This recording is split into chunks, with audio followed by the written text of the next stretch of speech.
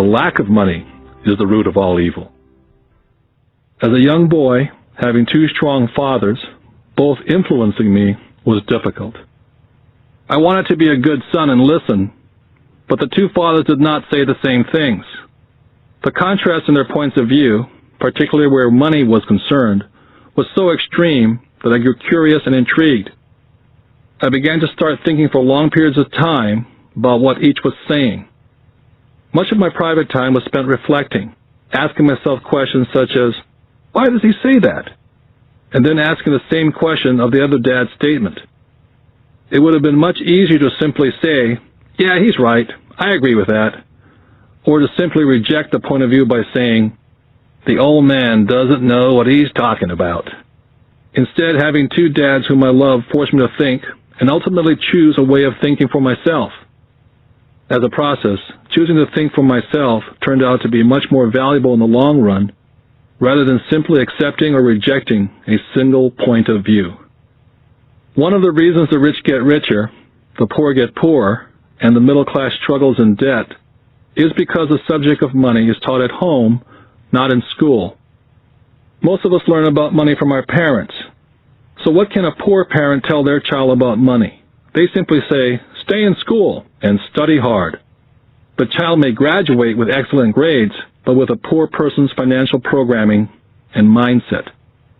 It was learned while the child was young. Money is not taught in schools. Schools focus on scholastic and professional skills, but not financial skills. This explains how smart bankers, doctors, and accountants who earn excellent grades in school may still struggle financially all their lives. Our staggering national debt is due in large part to highly educated politicians and government officials making financial decisions with little or no training on the subject of money. I often look ahead to the new millennium and wonder what will happen when we have millions of people who will need financial and medical assistance. They will be dependent upon their families or the government for financial support. What will happen when Medicare and Social Security run out of money? How will a nation survive if teaching children about money continues to be left to parents, most of whom will be, or already are, poor? Because I had two influential fathers, I learned from both of them. I had to think about each dad's advice, and in doing so, I gained valuable insight into the power and effect of one's thoughts on one's life. For example, one dad had a habit of saying, I can't afford it. The other dad forbade those words to be used. He insisted I say, how can I afford it? One is a statement, and the other is a question. One lets you off the hook, and the other forces you to think. My soon-to-be-rich dad would explain that by automatically saying the words, I can't afford it, your brain stops working. By asking the question, how can I afford it, your brain is put to work. He did not mean buy everything you wanted. He was fanatical about exercising your mind, the most powerful computer in the world. My brain gets stronger every day because I exercise it. The stronger it gets, the more money I can make. He believed that automatically saying, I can't afford it, was a sign of mental laziness. Although both dads worked hard, I noticed that one dad had a habit of putting his brain to sleep when it came to money matters, and the other had a habit of exercising his brain. The long-term result was that one dad grew stronger financially and the other grew weaker. It is not much different from a person who goes to the gym to exercise on a regular basis versus someone who sits on the couch watching television. Proper physical exercise increases your chances for health, and proper mental exercise increases your chances for wealth. Laziness decreases both health and wealth. My two dads had opposing attitudes in thought. One dad thought that the rich should pay more in taxes and take care of those less fortunate. The other said, taxes punish those who produce and reward those who don't produce. One dad recommended, study hard so you can find a good company to work for. The other recommended, study hard so you can find a good company to buy. One dad said, the reason I'm not rich is because I have you kids. The other said, the reason I must be rich is because I have you kids. One dad encouraged talking about money and business at the dinner table. The other forbade the subject of money to be discussed. over a meal. One said, "When it comes to money, play it safe and don't take risks." The other said, "Learn to manage risk." One believed, "Our home is our largest investment and our greatest asset." The other believed, "My house is a liability, and if your house is your largest investment, you're in trouble." Both dads paid their bills on time, yet one paid his bills first, while the other paid his bills last. Being a product of two strong dads allowed me the luxury of observing the effects different thoughts have on one's life. I noticed that people really do shape their life through their thoughts. For example, my poor dad always said, "I'll never be rich," and that prophecy became reality. My rich dad, on the other hand, always referred to himself as rich. He would say things like, "I'm a rich man, and rich people don't do this." Even when he was flat broke, after a major financial setback, he continued to refer to himself as a rich man. He would cover himself by saying, "There's a difference between being poor and being broke. Broke is temporary, and poor is eternal." My poor dad would also say, "I'm not interested in money," or "Money doesn't matter." My rich dad always said, "Money is power." The power of our thoughts may never be measured or appreciated, but it became obvious to me as a young boy to be aware of my thoughts and how I expressed myself. I noticed that my poor dad was poor not because of the amount of money he earned, which was significant, but because of his thoughts and his actions.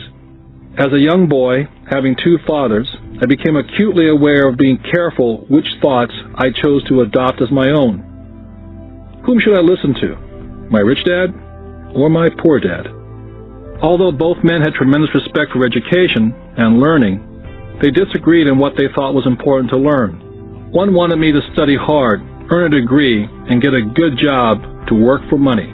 He wanted me to study to become a professional, an attorney, or an accountant, or to go to business school for my MBA. The other encouraged me to study to be rich, to understand how money works, and learn how to have it work for me. "I don't work for money," were the words he would repeat over and over. "Money works for me." At the age of 9, I decided to listen to and learn from my rich dad about money. In doing so, I chose not to listen to my poor dad, even though he was the one with all the college degrees. Once I made up my mind whom to listen to, my education about money began. My rich dad taught me over a period of 30 years, until I was age 39. He stopped once he realized that I knew and fully understood what he had been trying to drum into my often thick skull. Money is one form of power, but what is more powerful is financial education. Money comes and goes, but if you have the education about how money works, you gain power over it and can begin building wealth. The reason positive thinking alone does not work is because most people went to school and never learned how money works, so they spend their lives working for money. Because I was only 9 years old when I started, the lessons my rich dad taught me were simple, and when it was all said and done, there are only 6 main lessons repeated over 30 years. This book is about those 6 lessons, put as simply as possible as my rich dad put forth those lessons to me. The lessons are not meant to be answers, but guideposts. Guideposts that will assist you and your children to grow wealthier, no matter what happens in a world of increasing change and uncertainty. Dad, can you tell me how to get rich? My dad put down the evening paper. Why do you want to get rich, son? Because today Jimmy's mom drove up in their new Cadillac and they were going to their beach house for the weekend. He took 3 of his friends, but Mike and I weren't invited. They told us we weren't invited because we were poor kids. They did? My dad asked incredulously. Yeah, they did, I replied in a hurt tone. My dad silently shook his head, pushed his glasses up the bridge of his nose, and went back to reading his paper. I stood waiting for an answer. The year was 1956. I was 9 years old. By some twist of fate, I attended the same public school where the rich people sent their kids. We were primarily a sugar plantation town. The managers of the plantation and the other affluent people of the town, such as doctors, business owners, and bankers, sent their children to this school, grades 1 to 6. After grade 6, Their children were generally sent off to private schools. Because my family lived on one side of the street, I went to this school. Had I lived on the other side of the street, I would have gone to a different school with kids from families more like mine. After grade 6, these kids and I would go on to the public intermediate and high school. There was no private school for them or for me. My dad finally put down the paper. "Well, son," he began slowly, "if you want to be rich, you have to learn to make money." "How do I make money?" I asked.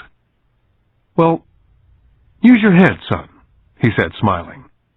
Which really meant, "That's all I'm going to tell you," or, "I don't know the answer, so don't embarrass me." The next morning I told my best friend Mike what my dad had said. As best I could tell, Mike and I were the only poor kids in this school. Mike was like me in that he was in this school by a twist of fate. Someone had drawn a jog in a line for the school district, and we wound up in school with the rich kids. "So what do we do to make money?" Mike asked. "I don't know," I said. "But do you want to be my partner?" He agreed. And so on that Saturday morning, Mike became my first business partner. We spent all morning coming up with ideas on how to make money. Finally, that afternoon, a bolt of lightning came through our heads. It was an idea that Mike had gotten from a science book he'd read. Excitedly, we shook hands, and the partnership now had a business. For the next several weeks, Mike and I ran around our neighborhood, knocking on doors and asking our neighbors if they'd save their toothpaste tubes for us. With puzzled looks, most adults consented with a smile. Some asked us what we were doing, to which we replied, "We can't tell you. It's a business secret." My mom grew distressed as the weeks wore on. We had selected a site next to her washing machine as the place we would stockpile our raw materials. In a brown cardboard box that one time held ketchup bottles, our little pile of used toothpaste tubes began to grow. One day my dad drove up to see 2 9-year-old boys in the driveway with a production line operating at full speed. Fine white powder everywhere. On a long table were small milk cartons from school, and our family's hibachi grill was glowing with red-hot coals at maximum heat. Dad walked up cautiously, having to park the car at the base of the driveway, since the production line blocked the carport. As he got closer, he saw a steel pot sitting on top of the coals, with the toothpaste tubes being melted down. In those days, toothpaste did not come in plastic tubes. The tubes were made of lead. So once the paint was burned off, the tubes were dropped in a small steel pot, melted until they became liquid, and with my mom's pot holders, we were pouring the lead through a small hole in the top of the milk cartons. The milk cartons were filled with plaster of Paris. The white powder everywhere was the plaster before we mixed it with water. The milk cartons were the outer containers for plaster of Paris molds. My dad watched as we carefully poured the molten lead through a small hole in the top of the plaster of Paris cube. "What are you boys doing?" he asked with a cautious smile. "We're doing what you told me to do. We're going to be rich," I said. "Yep," said Mike, grinning and nodding his head. "We're partners." "And what is in those plaster molds?" Dad asked. "Watch," I said. "This should be a good batch." With a small hammer, I tapped at the seal that divided the cube in half. Cautiously, I pulled up the top half of the plaster mold, and a lead nickel fell out. "Oh, my God," my dad said. "You're casting nickels out of lead." "That's right," Mike said. "We're making money." My dad smiled and shook his head. Along with a fire and a box of spent toothpaste tubes in front of him were 2 little boys covered with white dust and smiling from ear to ear. He asked us to put everything down and sit with him on the front step of our house. With a smile, he gently explained what the word counterfeiting meant. Our dreams were dashed. "You mean this is illegal?" asked Mike. "Yes, it is illegal," my dad said gently. "But you boys have shown great creativity and original thought. Keep going. I'm really proud of you." Disappointed, Mike and I sat in silence for about 20 minutes before we began cleaning up our mess. The business was over on opening day. Sweeping the powder up, I looked at Mike and said, "I guess Jimmy and his friends are right. We are poor." My father was just leaving as I said that. "Boys," he said, "you're only poor if you give up. The most important thing is that you did something. Most people only talk and dream of getting rich. You've done something. I'm very proud of the two of you. I will say it again. Keep going. Don't quit." Mike and I stood there in silence. They were nice words, but we still did not know what to do. "So how come you're not rich, Dad?" I asked. "Because I chose to be a school teacher. School teachers really don't think about being rich. We just like to teach. I wish I could help you, but I really don't know how to make money." Mike and I turned and continued our cleanup. "I know," said my dad. "If you boys want to learn how to be rich, don't ask me. Talk to your dad, Mike." "My dad?" asked Mike with a scrunched-up face. "Yeah, your dad," repeated my dad with a smile. "Your dad and I have the same banker, and he raves about your father. He's told me several times that your father is brilliant when it comes to making money. He seems to be building an empire, and I suspect in a few years he will be a very rich man." With that, Mike and I got excited again. With new vigor, we began cleaning up the mess caused by our now-defunct first business. As we were cleaning, we made plans on how and when to talk to Mike's dad. The problem was that Mike's dad worked long hours and often did not come home until late. His father owned warehouses, a construction company, a chain of stores, and 3 restaurants. It was the restaurants that kept him out late. Mike caught the bus home after we had finished cleaning up. He was going to talk to his dad when he got home that night and ask him if he would teach us how to become rich. Mike promised to call as soon as he talked to his dad, even if it was late. The phone rang at 8:30 p.m. Mike's dad had agreed to meet with Mike and me. At 7:30 Saturday morning, I caught the bus to the poor side of town. Michael and I met with his dad that morning at 8 o'clock. He was already busy and had been at work for more than an hour. His construction supervisor was just leaving in his pickup truck as I walked up to his simple, small, and tidy home. Mike met me at the door. "Dad's on the phone, and he said to wait on the back porch," Mike said as he opened the door. The old wooden floor creaked as I stepped across the threshold of this aging house.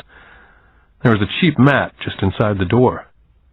That mat was there to hide the years of wear from countless footsteps that the floor had supported. Although clean, it needed to be replaced. I felt claustrophobic as I entered the narrow living room, which was filled with old, musty, overstuffed furniture that today would be collector's items. Sitting on the couch were 2 women, a little older than my mom. Across from the women sat a man in workman's clothes. They smiled as Mike and I walked past them, heading for the kitchen, which led to the porch that overlooked the backyard. I smiled back shyly. "Who are those people?" I asked. "Oh, they work for my dad. The older man runs his warehouses, and the women are the managers of the restaurants. And you saw the construction supervisor who's working on a road project about 50 miles from here. His other supervisor, who's building a tract of houses, had already left before you got here." "Does this go on all the time?" I asked. "Not always, but quite often," said Mike, smiling as he pulled up a chair to sit down next to me. "I asked him if he'd teach us to make money," Mike said. "Oh? And what did he say to that?" I asked with cautious curiosity. "Well, he had a funny look on his face at first, and then he said he would make us an offer." "Oh," I said, rocking my chair back against the wall. I sat there perched on 2 rear legs of the chair. Mike did the same thing. Suddenly, Mike's dad burst through the rickety screen door and onto the porch. Mike and I jumped to our feet, not out of respect, but because we were startled. "Ready, boys?" Mike's dad asked, as he pulled up a chair to sit down with us. We nodded our heads as we pulled our chairs away from the wall to sit in front of him. He was a big man, about 6 feet tall and 200 pounds. "Mike says that you want to learn how to make money. Is that correct, Robert?" I nodded my head quickly, but with a little intimidation. He had a lot of power behind his words and smile. "Okay, here's my offer. I'll teach you, but I won't do it classroom style. You work for me, and I'll teach you. You don't work for me, I don't teach you. I can teach you faster if you work, and I'm wasting my time if you just want to sit and listen like you do in school. That's my offer. Take it or leave it." May I ask a question first?" I asked. "Nope, take it or leave it. I've got too much work to do to waste my time. If you can't make up your mind decisively, then you'll never learn to make money anyway." "Take it," I said. "Take it," said Mike. Good, said Mike's dad. Mrs. Martin will be by in 10 minutes. After I'm through with her, you ride with her to my superette, and you can begin working. I'll pay you 10 cents an hour, and you will work for 3 hours every Saturday. But I have a softball game today, I said. Mike's dad lowered his voice to a stern tone. Take it or leave it, he said. I'll take it, I replied, choosing to work and learn instead of playing softball. By 9 a.m. on a beautiful Saturday morning, Mike and I were working for Mrs. Martin. She was a kind and patient woman. She always said that Mike and I reminded her of her 2 sons who were grown and gone. Although kind, she believed in hard work, and she kept us working. She was a taskmaster. We spent 3 hours taking canned goods off the shelves, and with a feather duster, brushing each can to get the dust off, and then restacking them neatly. It was excruciatingly boring work. For 3 weeks, Mike and I reported to Mrs. Martin and worked our 3 hours. By noon, our work was over, and she dropped 3 little dimes in each of our hands. Now, even at the age of 9 in the mid-50s, 30 cents was not too exciting. Comic books cost 10 cents back then, so I usually spent my money on comic books and went home. By Wednesday of the 4th week, I was ready to quit. I had agreed to work only because I wanted to learn to make money from Mike's dad. And now I was a slave for 10 cents an hour. On top of that, I had not seen Mike's dad since that first Saturday. I'm quitting, I told Mike at lunchtime. The school lunch was miserable. School was boring, and now I didn't even have my Saturdays to look forward to. But it was the 30 cents that really got to me. Mike smiled. Dad said this would happen. He said to meet with him when you were ready to quit. What? I said indignantly. He's been waiting for me to get fed up? Sort of, Mike said. Dad's kind of different. He teaches differently from your dad. Your mom and dad lecture a lot. My dad is quiet and a man of few words. You just wait till this Saturday. I'll tell him you're ready.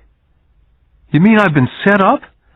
No, not really, but maybe. Dad will explain on Saturday. I was ready to face him, and I was prepared. Even my real dad was angry with him. My real dad, the one I call the poor one, thought that my rich dad was violating child labor laws and should be investigated. My educated dad told me to demand what I deserve, at least 25 cents an hour. My poor dad told me that if I didn't get a raise, I was to quit immediately. At 8 o'clock Saturday morning, I was going through the same rickety door of Mike's house. Take a seat and wait in line, Mike's dad said as I entered. He turned and disappeared into his little office next to a bedroom. I looked around the room and didn't see Mike anywhere. Feeling awkward, I cautiously sat down next to the same 2 women who were there 4 weeks earlier. They smiled and slid across the couch to make room for me. 45 minutes went by and I was steaming. The 2 women had met with him and left 30 minutes earlier. An older gentleman was in there for 20 minutes and was also gone. The house was empty, and I sat out in his musty dark living room on a beautiful sunny Hawaiian day, waiting to talk to a cheapskate who exploited children. I could hear him rustling around in the office, talking on the phone and ignoring me. I was now ready to walk out, but for some reason I stayed. Finally, 15 minutes later at exactly 9 o'clock, Rich Dad walked out of his office, said nothing, and signaled with his hand for me to enter his dingy office. I understand you want a raise or you're going to quit, Rich Dad said as he swiveled in his office chair. Well, you're not keeping your end of the bargain, I blurted out, nearly in tears. It was really frightening for a 9-year-old boy to confront a grown-up. You said that you'd teach me if I worked for you. Well, I've worked for you. I've worked hard. I've given up my baseball games to work for you, and you don't keep your word. You haven't taught me anything. You're a crook like everyone in town thinks you are. You're greedy. You want all the money and don't take care of your employees. You make me wait and don't show me any respect. I'm only a little boy, and I deserve to be treated better. Rich Dad rocked back in his swivel chair, hands up to his chin, somewhat staring at me. Not bad, he said. In less than a month, you sound like most of my employees. What? I asked. Not understanding what he was saying, I continued with my grievance. I thought you were going to keep up your end of the bargain and teach me. Instead, you want to torture me. That's cruel. That's really cruel. I am teaching you, Rich Dad said quietly. What have you taught me? Nothing, I said angrily. You haven't even talked to me once since I agreed to work for peanuts. 10 cents an hour, huh? I should notify the government about you. We have child labor laws, you know. My dad works for the government, you know. Wow, said Rich Dad. Now you sound like most of the people who used to work for me. People I've either fired or they've quit. So what do you have to say? I demanded, feeling pretty brave for a little kid. How do you know that I've not taught you anything? Asked Rich Dad calmly. Well, you've never talked to me. I've worked for 3 weeks and you've not taught me anything, I said with a pout. Does teaching mean talking or a lecture? Rich Dad asked. Well, yes, I replied. That's how they teach you in school, he said, smiling. But that is not how life teaches you. And I would say that life is the best teacher of all. Most of the time, life does not talk to you, just sort of pushes you around. Each push is life saying, wake up. There's something I want you to learn. I had no idea what he was talking about. Life pushes all of us around. Some give up, others fight. A few learn the lesson and move on. They welcome life pushing them around. To these few people, it means they need and want to learn something. They learn and move on. Most quit, and a few like you fight. Rich Dad stood and shut the creaky old wooden window that needed repair. If you learn this lesson, you will grow into a wise, wealthy, and happy young man. If you don't, you will spend your life blaming a job, low pay, or your boss for your problems. You'll live life hoping for that big break that'll solve all your money problems. Rich Dad looked over to me to see if I was still listening. His eyes met mine. We stared at each other, streams of communication going between us through our eyes. Finally, I pulled away once I had absorbed his last message. I knew he was right. I was blaming him, and I did ask to learn. I was fighting. Rich Dad continued, or if you're the kind of person who has no guts, you just give up every time life pushes you. If you're that kind of person, you'll live all your life playing it safe, doing the right things, saving yourself for some event that never happens. Then you die a boring old man. You'll have lots of friends who'll really like you because you were such a nice, hard-working guy. You spent a life playing it safe, doing the right things. But the truth is, you let life push you into submission. Deep down, you were terrified of taking risks. You really wanted to win, but the fear of losing was greater than the excitement of winning. Deep inside, you and only you will know that you didn't go for it. You chose to play it safe. Our eyes met again. For 10 seconds, we looked at each other, only pulling away once the message was received. You've been pushing me around, I asked. Some people might say that, smiled Rich Dad. I would say that I just gave you a taste of life. What taste of life? I asked, still angry, but not curious. You boys are the first people that have ever asked me to teach them how to make money. I have more than 150 employees, and not one of them has asked me what I know about money. They ask me for a job and a paycheck, but never to teach them about money. So most will spend the best years of their lives working for money, not really understanding what it is they're working for. I sat there listening intently. So when Mike told me about you wanting to learn how to make money, I decided to design a course that was close to real life. I could talk till I was blue in the face, but you wouldn't hear a thing. So I decided to let life push you around a bit so you could hear me. That's why I only paid you 10 cents. So what is the lesson I learned from working for only 10 cents an hour, I asked. That you're cheap and exploit your workers? Rich Dad laughed heartily. You'd best change your point of view. Stop blaming me, thinking I'm the problem. If you think I'm the problem, then you have to change me. If you realize that you're the problem, then you can change yourself, learn something, and grow wiser. But you only pay me 10 cents. So what are you learning? Rich Dad asked, smiling. That you're cheap, I said with a sly grin. See, you think I'm the problem, said Rich Dad. But you are. Well, keep that attitude and you learn nothing. Keep the attitude that I'm the problem, and what choices do you have? Well, if you don't pay me more or show me more respect and teach me, I'll quit. Well put. Rich Dad said. And that's exactly what most people do. They quit and go looking for another job, better opportunity, and higher pay, actually thinking that a new job or more pay will solve the problem. In most cases, it won't. So what will solve the problem, I asked? Just take this measly 10 cents an hour and smile? Rich Dad smiled. That's what the other people do. Just accept a paycheck, knowing that they and their family will struggle financially. But that's all they do. Waiting for a raise, thinking that more money will solve the problem. Most just accept it, and some take a second job working harder, but again accepting a small paycheck. I sat staring at the floor, beginning to understand the lesson Rich Dad was presenting. I could sense it was a taste of life. Finally, I looked up and repeated the question. So what will solve the problem? This, he said, tapping me gently on the head. This stuff between your ears. It was at that moment that Rich Dad shared the pivotal point of view that separated him from his employees and my poor dad, and led him to eventually become one of the richest men in Hawaii, while my highly educated but poor dad struggled financially all his life. It was a singular point of view that made all the difference over a lifetime. Rich Dad said over and over this point of view, which I call lesson number 1. The rich don't work for money. On that bright Saturday morning, I was learning a completely different point of view from what I'd been taught by my poor dad.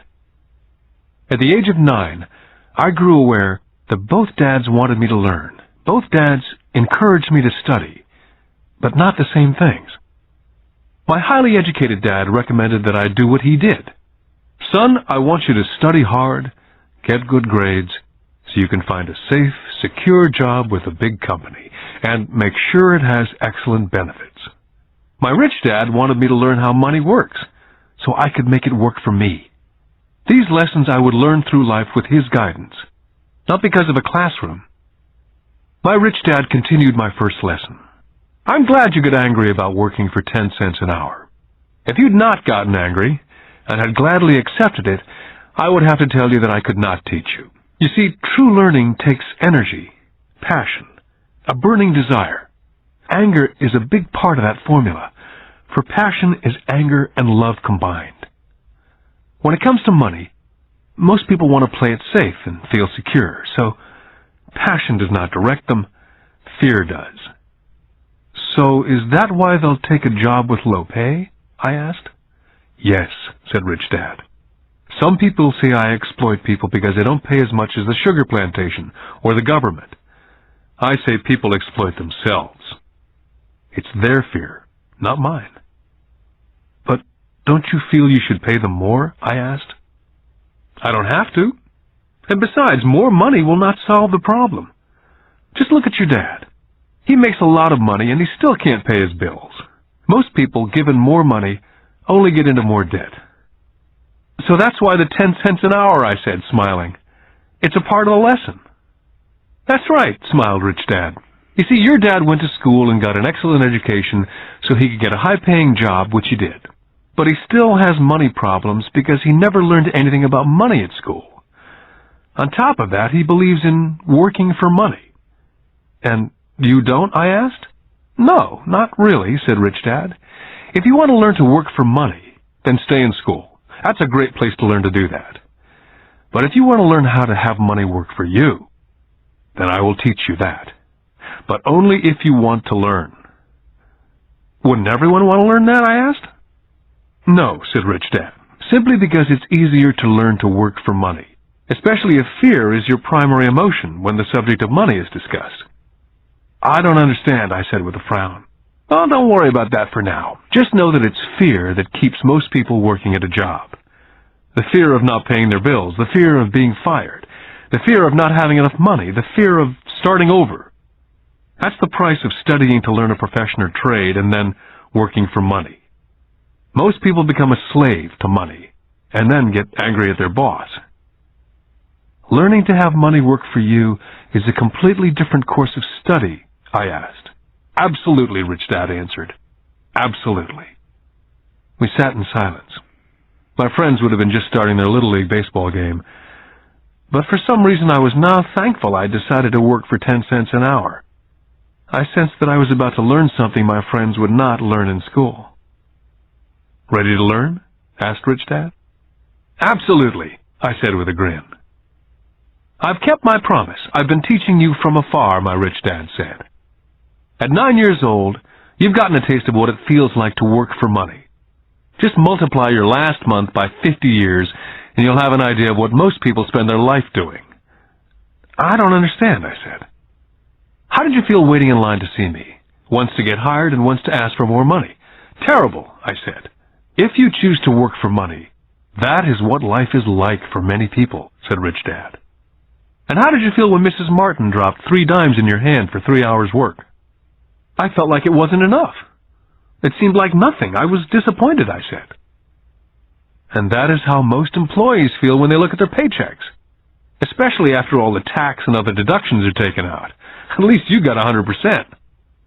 "You mean most workers don't get paid everything?" I asked with amazement. "Heavens, no," said Rich Dad.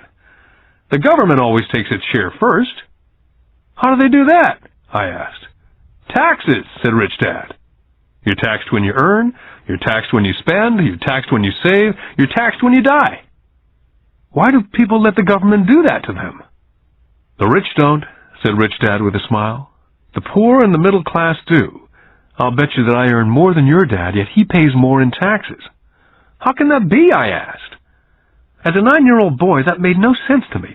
Why would someone let the government do that to them? Rich Dad sat there in silence. I guess he wanted me to listen instead of jabber away at the mouth. Finally, I calmed down. I did not like what I had heard. I knew my dad complained constantly about paying so much in taxes, but really did nothing about it. Was that life pushing him around? Rich Dad rocked slowly and silently in his chair, just looking at me. "Ready to learn?" he asked. I nodded my head slowly. Learning how to have money work for you is a lifetime study. Most people go to college for 4 years and their education ends. I already know that my study of money will continue over a lifetime, simply because the more I find out, the more I find out I need to know. Most people never study the subject. They go to work, get their paycheck, balance their checkbooks, and that's it. On top of that, they wonder why they have money problems. Then they think that more money will solve the problem. Few realize that it's their lack of financial education that is the problem. So, my dad has tax problems because he doesn't understand money? I asked, confused. Look, said Rich Dad, taxes are just one small section on learning how to have money work for you. Today, I just wanted to find out if you still have the passion to learn about money. Most people don't. They want to go to school, learn a profession, have fun at their work, and earn lots of money. One day they wake up with big money problems, and then they can't stop working. That's the price of only knowing how to work for money, instead of studying how to have money work for you. So, do you still have the passion to learn? Asked Rich Dad. I nodded my head. Good, said Rich Dad. Now get back to work. This time I will pay you nothing. What? I asked in amazement. You heard me. Nothing. You'll work the same 3 hours every Saturday, but this time you will not be paid 10 cents an hour. You said you wanted to learn to not work for money, so I'm not going to pay you anything. I couldn't believe what I was hearing. I've already had this conversation with Mike. He's already working, dusting, and stacking canned goods for free. You better hurry up and get back there. I stood there, still not believing what a raw deal I'd been handed. Here I came to ask for a raise, and now I was being told to keep working for nothing. Rich Dad tapped me on the head and said, Use this. Now get out of here. I didn't tell my poor dad I wasn't being paid. He would not have understood, and I did not want to try to explain something that I did not yet understand myself. For 3 more weeks, Mike and I worked for 3 hours every Saturday for nothing. The work didn't bother me, and the routine got easier. It was the missed baseball games and not being able to afford to buy a few comic books that got to me. Rich Dad stopped by at noon on the 3rd week. We heard his truck pull up in the parking lot and sputter when the engine was turned off. He entered the store and greeted Mrs. Martin with a hug. After finding out how things were going in the store, He reached into the ice cream freezer, pulled out 2 bars, paid for them, and signaled to Mike and me. "Let's go for a walk, boys."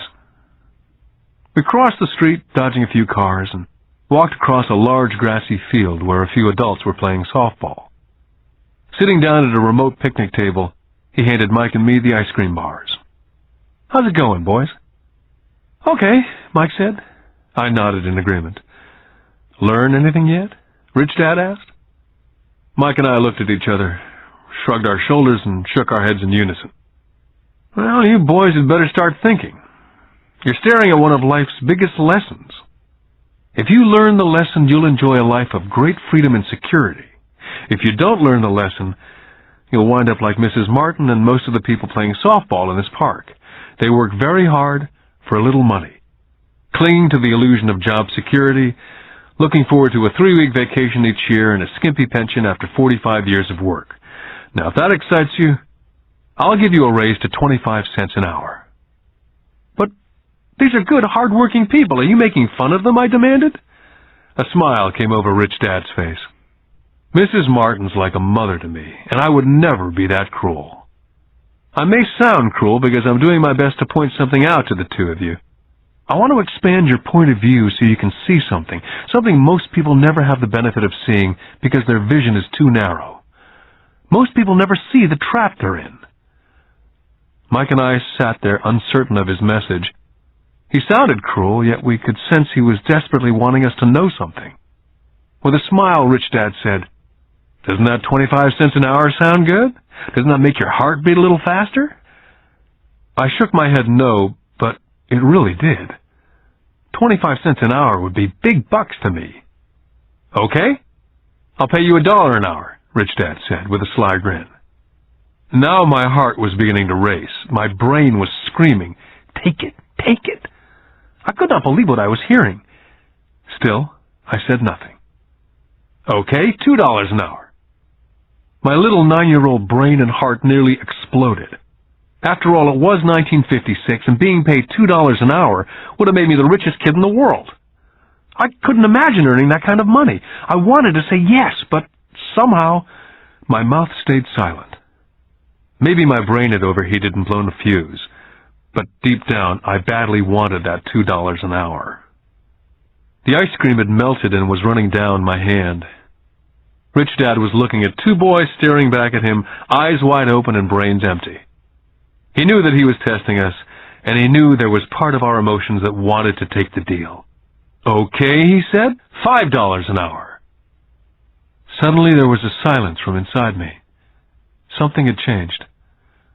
The offer was too big and had gotten ridiculous. Not too many grown-ups in 1956 made more than $5 an hour. The temptation disappeared and a calm set in. Slowly I turned to my left to look at Mike. He looked back at me. The part of my soul that was weak and needy was silenced.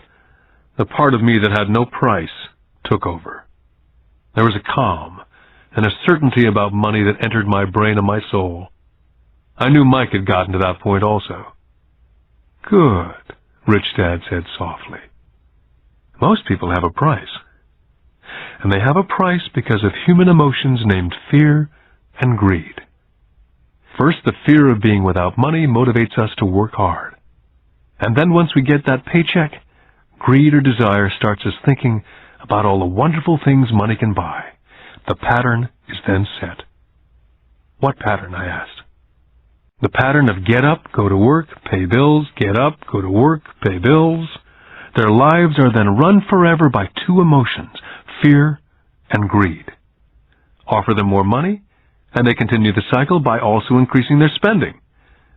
This is what I call the rat race." "There is another way?" Mike asked. "Yes," said Rich Dad slowly, "but only a few people find it." "And what is that way?" Mike asked. "That's what I hope you boys will find out as you work and study with me. That is why I took away all forms of pay." "Any hints?" Mike asked. "We're kind of tired of working hard, especially for nothing." "Well, the first step is telling the truth," said Rich Dad. "We haven't been lying," I said. "I did not say you were lying. I said to tell the truth. Rich Dad came back. The truth about what? I asked. How you're feeling, Rich Dad said. You don't have to say it to anyone else, just yourself. You mean the people in this park, the people who work for you, Mrs. Martin, they don't do that? I asked. I doubt it, Rich Dad said. Instead, they feel the fear of not having money. Instead of confronting the fear, they react instead of think. They react emotionally instead of using their heads, Rich Dad said, tapping us on our heads. Then they get a few bucks in their hands, and again the emotion of joy and desire and greed take over. And again they react instead of think. So their emotions do their thinking, Mike said. That's correct, said Rich Dad. Money is running their lives, and they refuse to tell the truth about that. Money is in control of their emotions, and hence their souls. Rich Dad sat quietly, letting his words sink in. Realizing we had absorbed as much as possible of what he was talking about, Rich Dad said, I want you boys to avoid that trap. That is really what I want to teach you. Not just to be rich, because being rich does not solve the problem. It doesn't, I asked, surprised. No, it doesn't. Let me finish with the other emotion, which is desire. Some call it greed, but I prefer desire. It's perfectly normal to desire something better, prettier, more fun or exciting.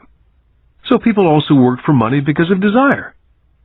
They desire money for the joy they think it can buy.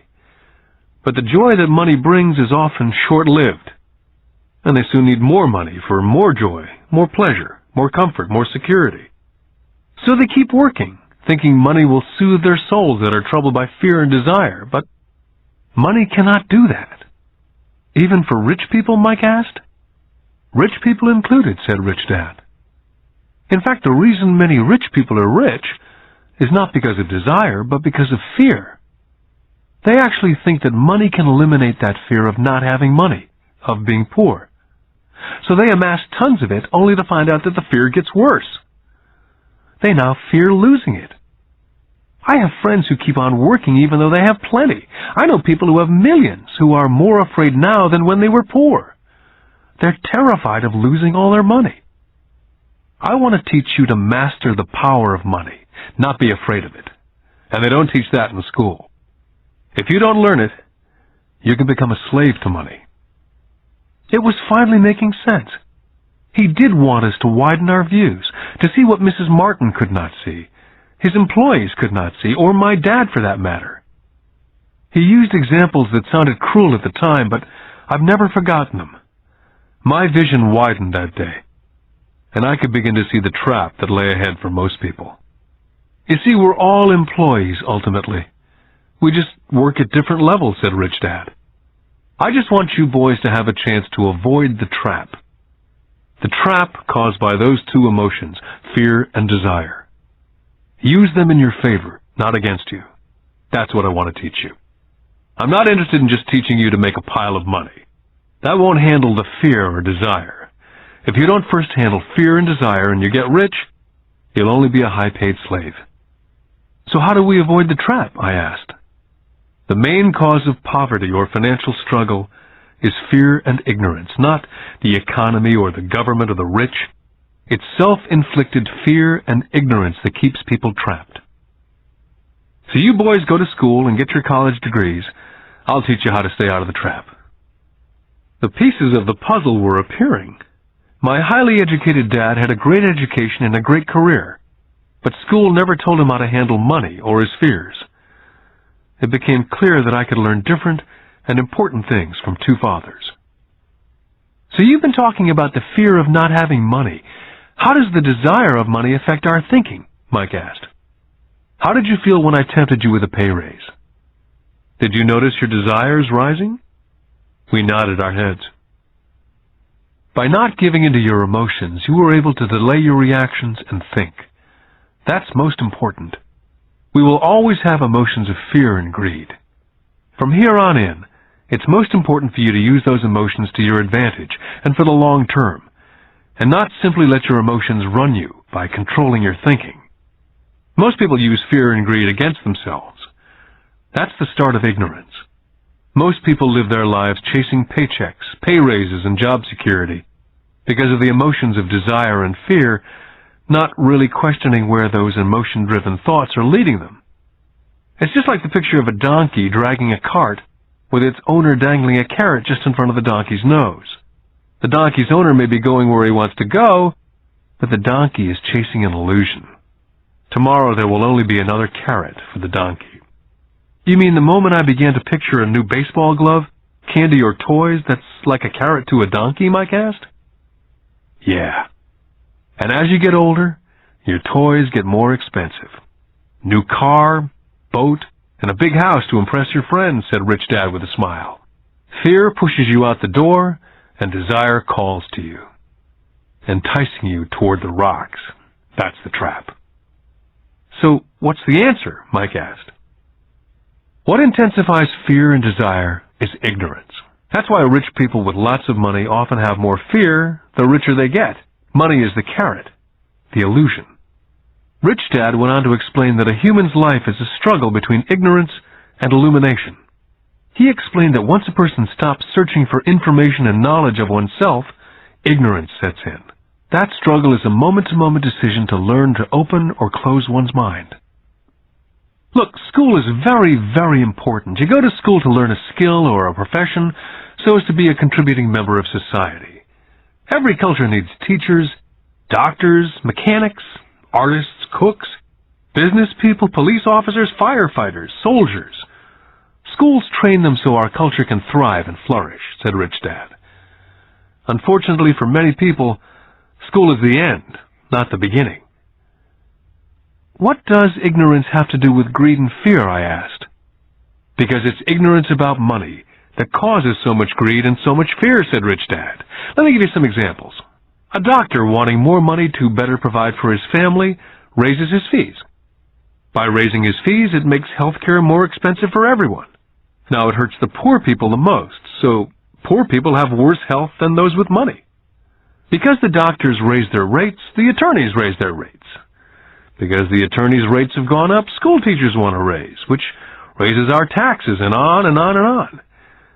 Soon there will be such a horrifying gap between the rich and the poor that chaos will break out, and another great civilization will collapse. Great civilizations collapsed when the gap between the haves and the have-nots was too great. America is on the same course, proving once again that history repeats itself, because we do not learn from history. We only memorize historical dates and names, not the lesson. Aren't prices supposed to go up, I asked. Not in an educated society with a well-run government. Prices should actually come down. Of course, that's often only true in theory. Prices go up because of greed and fear caused by ignorance. If schools taught people about money, there would be more money and lower prices. But schools only focus on teaching people to work for money, not how to harness money's power. But don't we have business schools, Mike asked? Aren't you encouraging me to go to business school for my master's degree? Yes, said Rich Dad. But all too often business schools train employees who are sophisticated bean counters. Heaven forbid a bean counter takes over a business. All they do is look at the numbers, fire people, and kill the business. I know, because I hire bean counters. All they think about is cutting costs and raising prices, which causes more problems. Bean counting is important. I wish more people knew it, but it, too, is not the whole picture, added Rich Dad angrily. So is there an answer? Asked Mike. Yes, said Rich Dad. Learn to use your emotions to think, not think with your emotions. When you boys mastered your emotions, first by agreeing to work for free, I knew there was hope. When you again resisted your emotions when I tempted you with more money, you were again learning to think in spite of being emotionally charged. That's the first step. Can you tell the difference between emotions thinking and the head thinking? Mike asked. Oh, yes, I hear it all the time, said Rich Dad. I hear things like, well, everyone has to work, or the rich are crooks, or I'll get another job, I deserve this raise. You can't push me around, or I like this job because it's secure. Instead of, is there something I'm missing here? Which breaks the emotional thought and gives you time to think clearly. I must admit it was a great lesson to be getting, to know when someone was speaking out of emotions or out of clear thought. It was a lesson that served me well for life, especially when I was the one speaking out of reaction and not from clear thought. As we headed back to the store, Rich Dad explained that the rich really did make money. They did not work for it. He went on to explain that when Mike and I were casting 5-cent pieces out of lead, thinking we were making money, we were very close to thinking the way rich people think. The problem was that it was illegal for us to do it. Rich Dad went on to explain that the rich know that money is an illusion, truly like the carrot for the donkey. It's only out of fear and greed that the illusion of money is held together by billions of people thinking that money is real. Money is really made up. It was only because of the illusion of confidence and the ignorance of the masses that the house of cards stood standing. In fact, he said, in many ways the donkey's carrot was more valuable than money. As he climbed into his pickup truck outside of his little convenience store, he said, "Keep working, boys. But the sooner you forget about needing a paycheck, the easier your adult life will be. Keep using your brain. Work for free. And soon your mind will show you ways of making money far beyond what I could ever pay you. You'll begin to see opportunities right in front of you that in the past would have gone unnoticed." Mike and I picked up our things from the store and waved goodbye to Mrs. Martin. We went back to the park, to the same picnic bench, and spent several more hours thinking and talking. We spent the next week at school thinking and talking. For 2 more weeks, we kept thinking and talking and working for free. At the end of the second Saturday, I was again saying goodbye to Mrs. Martin and looking at the comic book stand with a longing gaze. The hard thing about not even getting 30 cents every Saturday was that I didn't have any money to buy comic books. Suddenly, as Mrs. Martin was saying goodbye to Mike and me, I saw something she was doing that I'd never seen her do before. I mean, I'd seen her do it, but I never took notice of it. Mrs. Martin was cutting the front page of the comic book in half. She was keeping the top half of the comic book cover and throwing the rest of the comic book into a large brown cardboard box. When I asked her what she did with the comic books, she said, "I throw them away. I give the top half of the cover back to the comic book distributor for credit when he brings in the new comics. He's coming in an hour." Mike and I waited for an hour. Soon the distributor arrived, and I asked him if we could have the comic books, to which he replied, "You can have them if you work for this store and do not resell them." Our partnership was revived.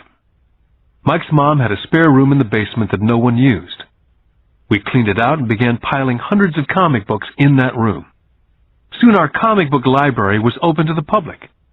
We hired Mike's younger sister, who loved to study, to be head librarian. She charged each child 10 cents admission to the library, which was open from 2:30 to 4:30 p.m. every day after school. The customers, the children of the neighborhood, could read as many comics as they could in 2 hours. It was a bargain for them, since a comic cost 10 cents each, and they could read 5 or 6 in 2 hours. Mike's sister would check the kids as they left to make sure they weren't borrowing any comic books. She also kept the books, logging in how many kids showed up each day, who they were, and any comments they might have. Mike and I averaged $9.50 per week over a 3-month period. We paid his sister $1 a week and allowed her to read the comics for free, which she rarely did since she was always studying. Mike and I kept our agreement by working in the store every Saturday and collecting all the comic books from the different stores. We kept our agreement to the distributor by not selling any comic books. We burned them once they got too tattered. We tried opening a branch office, but we could never quite find someone as dedicated as Mike's sister we could trust. At an early age, we found out how hard it was to find good staff. 3 months after the library first opened, a fight broke out in the room. Some bullies from another neighborhood pushed their way in and started it. Mike's dad suggested we shut down the business. So our comic book business was shut down, and we stopped working on Saturdays at the convenience store. Anyway, Rich Dad was excited because he had new things he wanted to teach us. He was happy because we'd learned our first lesson so well. We'd learned to have money work for us. By not getting paid for our work at the store, we were forced to use our imaginations to identify an opportunity to make money. By starting our own business, the comic book library, we were in control of our own finances, not dependent on an employer. The best part was that our business generated money for us, even when we weren't physically there. Our money worked for us. Instead of paying us money, Rich Dad had given us so much more. Lesson 2. Why Teach Financial Literacy? In 1990, my best friend Mike took over his father's empire and is in fact doing a better job than his dad did. We see each other once or twice a year on the golf course. He and his wife are wealthier than you could imagine. Rich Dad's empire is in great hands, and Mike is now grooming his son to take his place, as his dad groomed us. In 1994, I retired at the age of 47, and my wife Kim was 37. Retirement does not mean not working. To my wife and me, it means that, barring unforeseen cataclysmic changes, we can work or not work, and our wealth grows automatically, staying way ahead of inflation. I guess it means freedom. The assets are large enough to grow by themselves. It's like planting a tree. You water it for years, and then one day it doesn't need you anymore. Its roots have gone down deep enough. Then the tree provides shade for your enjoyment. Mike chose to run the empire, and I chose to retire. Whenever I speak to groups of people, they often ask what I would recommend, or what could they do? How do they get started? Is there a good book I'd recommend? What is the secret to success? I simply say to them what my rich dad said back to me when I was a little kid. If you want to be rich, you need to be financially literate. That idea was drummed into my head every time we were together. As I said, my educated dad stressed the importance of reading books, while my rich dad stressed the need to master financial literacy. If you're going to build the Empire State Building, the first thing you need to do is dig a deep hole and pour a strong foundation. If you're going to build a home in the suburbs, all you need to do is pour a 6-inch slab of concrete. Most people, in their drive to get rich, are trying to build an Empire State Building on a 6-inch slab. Our school system, having been created in the agrarian age, believes in homes with no foundation dirt floors are still the rage. So kids graduate from school with virtually no financial foundation. One day, sleepless and deep in debt in suburbia, living the American dream, they decide that the answer to their financial problems is to find a way to get rich quick. Construction on a skyscraper begins. It goes up quickly, and soon, instead of the Empire State Building, we have the Leaning Tower of suburbia. The sleepless nights return. As for Mike and me in our adult years, both of our choices were possible, because we were taught to pour a strong financial foundation when we were just kids. Now, accounting is possibly the most boring subject in the world. It also could be the most confusing. But if you want to be rich, long term, it could be the most important subject. The question is, how do you take a boring and confusing subject and teach it to kids? The answer is, make it simple. My rich dad poured a strong financial foundation for Mike and me. Since we were just kids, he created a simple way to teach us. For years, he only drew pictures and used words. Mike and I understood the simple drawings, the jargon, the movement of money. And then in later years, Rich Dad began adding numbers. Most importantly, you must know the difference between an asset and a liability, and buy assets. If you want to be rich, this is all you need to know. It is rule number 1. It is the only rule. This may sound absurdly simple, but most people have no idea how profound this rule is. Most people struggle financially because they do not know the difference between an asset and a liability. Rich people acquire assets. The poor and middle class acquire liabilities, but they think they are assets. When Rich Dad explained this to Mike and me, we thought he was kidding. Here we were nearly teenagers and waiting for the secret to get rich, and this was his answer. It was so simple that we had to stop for a long time to think about it. If it's that simple, how come everyone's not rich? I asked. Rich Dad smiled, because people do not know the difference between an asset and a liability. I remember asking, how could adults be so silly? If it's that simple, If it's that important, why would everyone not want to find out? It took our rich dad only a few minutes to explain what assets and liabilities were. To teach preteen boys, Rich Dad kept everything simple, using as many pictures as possible, as few words as possible, and no numbers for years. My rich dad simply drew a vertical box with a line through the middle. The top half was for income, and the bottom half was for expenses. Then beneath that box, he drew another box horizontally, which he divided into a left half for assets and a right half for liabilities. The income statement, often called a profit and loss statement, measures income and expenses, money in or money out. The second set of boxes is the balance sheet. It's called that because it's supposed to balance assets against liabilities. That relationship is vital to understand. The primary cause of financial struggle is simply not knowing the difference between an asset and a liability. The cause of the confusion is found in the definition of the two words. If you want a lesson in confusion, simply look up the words asset and liability in the dictionary. So my rich dad simply told two young boys the following. An asset is something that puts money in my pocket. A liability is something that takes money out of my pocket. This is really all you need to know. If you want to be rich, simply spend your life buying assets. If you want to be poor or middle class, spend your life buying liabilities. It's not knowing the difference that causes most of the financial struggle in the real world. My rich dad then drew 3 arrows on his diagram. He explained, the arrow represents the flow of cash, or cash flow. In 80% of most families, the financial story is a story of working hard in an effort to get ahead. It's not because they don't make money, but because they spend their lives buying liabilities instead of assets. The first arrow showed the cash flow pattern of a poor person or a young person still at home. The arrow goes into the income box from a job or salary. It then continues into the expense box. Expenses include taxes, rent, and everyday living expenses. It flows out the expense box and is gone. The second arrow Rich Dad drew represented the cash flow pattern of a middle-class person. The arrow flows from a job into the income box.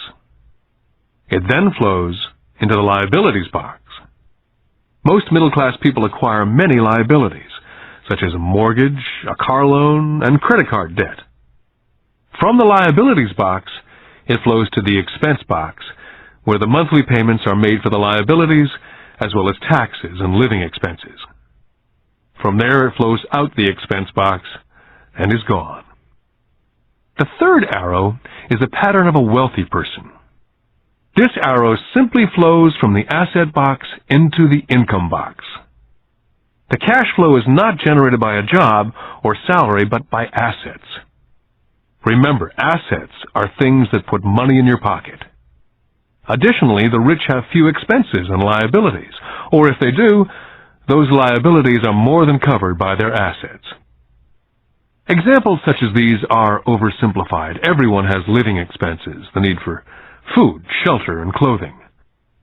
The diagrams Rich Dad drew show the flow of cash through a poor, middle class, or wealthy person's life. It's the cash flow that tells the story. It's the story of how a person handles their money, what they do after they get the money in their hand. I cringe whenever I hear people ask me how to get rich quicker. Or how do they start? I often hear, I'm in debt, so I need to make more money. But more money will often not solve the problem. In fact, it may actually accelerate the problem. Money often makes obvious our tragic human flaws. Money often puts a spotlight on what we do not know. That's why, all too often, a person who comes into a sudden windfall of cash, let's say an inheritance, a pay raise, or lottery winnings, soon returns to the same financial mess, if not worse than the mess they were in before they received the money. Money only accentuates the cash flow pattern running in your head. If your pattern is to spend everything you get, most likely an increase in cash will just result in an increase in spending. Thus the saying, A fool and his money is one big party.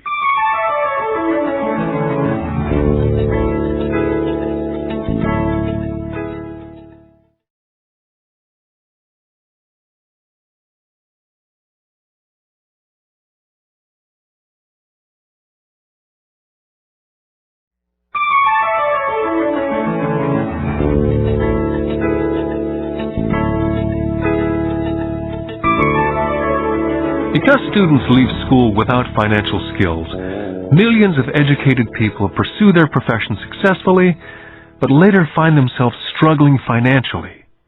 They work harder but don't get ahead. What's missing from their education is not how to make money, but how to spend money. What to do after you make it. It's called financial aptitude.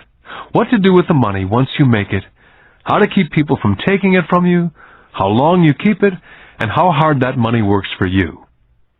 Most people cannot tell why they struggle financially because they don't understand cash flow. A person can be highly educated, professionally successful, and financially illiterate.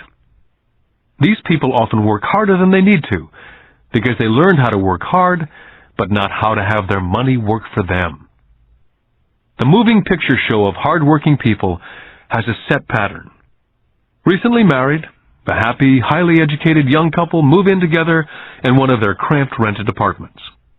Immediately they realize that they're saving money, because two can live as cheaply as one. The problem is, the apartment is cramped. They decide to save money to buy their dream home so they can have kids. They now have two incomes, and they begin to focus on their careers. Their incomes begin to increase. As their incomes go up, their expenses go up as well, so there is little or no money to flow into the asset box. This means the only income they get comes from their jobs. The number one expense for most people is taxes. Many people think it's income tax, but for most Americans, their highest tax is Social Security. As an employee, it appears as if the Social Security tax, combined with the Medicare tax rate, is roughly 7.5%. But it's really 15%, since the employer must match the Social Security amount. In essence, it is money the employer cannot pay you. On top of that, you still have to pay income tax on the amount deducted from your wages for Social Security tax.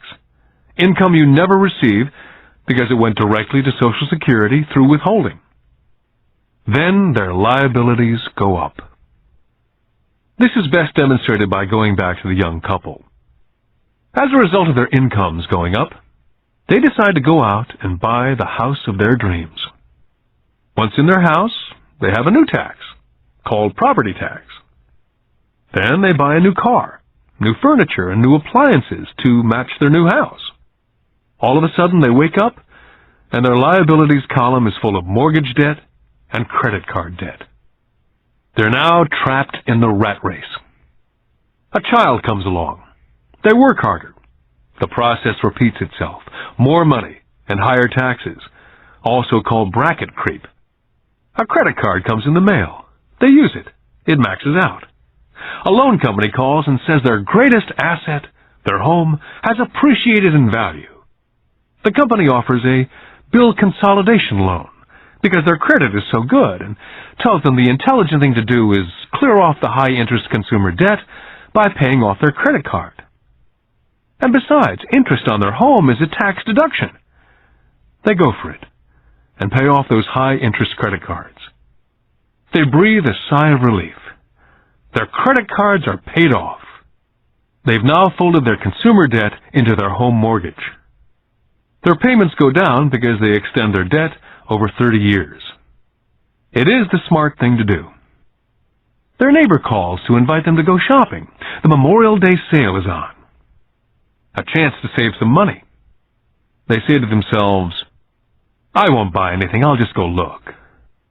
But just in case they find something, they tuck that clean credit card inside their wallet.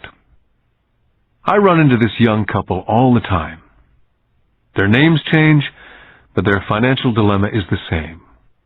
They come to one of my talks to hear what I have to say. They ask me, Can you tell us how to make more money? Their spending habits have caused them to seek more income. They don't even know that the trouble is really how they choose to spend the money they do have. And that is the real cause of their financial struggle. It's caused by financial illiteracy and not understanding the difference between an asset and a liability. More money seldom solves someone's money problems. Intelligence solves problems. There's a saying a friend of mine says over and over to people in debt. If you find yourself in a hole, stop digging. The poor and middle class all too often allow the power of money to control them. By simply getting up and working harder, failing to ask themselves if what they do makes sense, they shoot themselves in the foot as they leave for work every morning. By not fully understanding money, the vast majority of people allow the awesome power of money to control them. The power of money is used against them.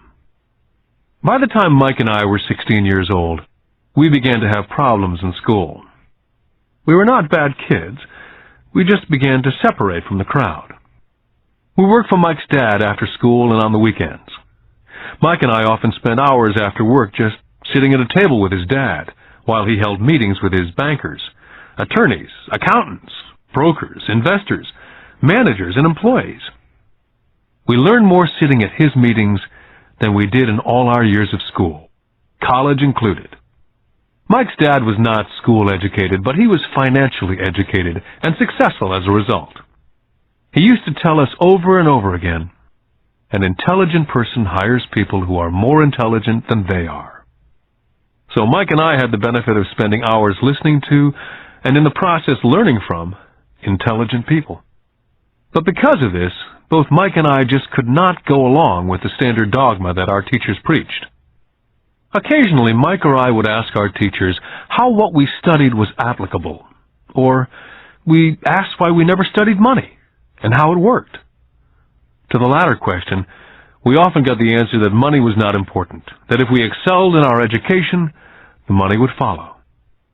The more we knew about the power of money, the more distant we grew from the teachers and our classmates. My highly educated dad never pressured me about my grades. I often wondered why, but we did begin to argue about money. By the time I was 16, I probably had a far better foundation with money than both my mom and dad. I could keep books. I listened to tax accountants, corporate attorneys, bankers, real estate brokers, investors, and so forth. My dad talked to teachers. One day, my dad was telling me why our home was his greatest investment. A not too pleasant argument took place when I showed him why I thought a house was not a good investment. The argument illustrated the difference in perception between my rich dad and my poor dad when it came to their homes. Poor dad thought his house was an asset and listed it in the asset box, and the rich dad thought it was a liability and put his home in the liability box. I remember when I drew a diagram for my dad showing him the direction of cash flow. I also showed him the ancillary expenses that went along with owning the home. A bigger home meant bigger expenses, and the cash flow kept going out through the expense column. Today I am still challenged on the idea of a house not being an asset. And I know that for many people, it's their dream as well as their largest investment. And owning your own home is better than nothing. I simply offer an alternate way of looking at this popular dogma. My wife and I would love a bigger, more flashy house to impress the Joneses, but we know it is not an asset. It's a liability since it takes money out of our pocket. So here's the argument I put forth. I really do not expect most people to agree with it because a nice home is an emotional thing. And when it comes to money, high emotions tend to lower financial intelligence. When it comes to houses, I point out that most people work all their lives paying for a home they never own. In other words, most people buy a new house every so many years, each time incurring a new 30-year loan to pay off the previous one.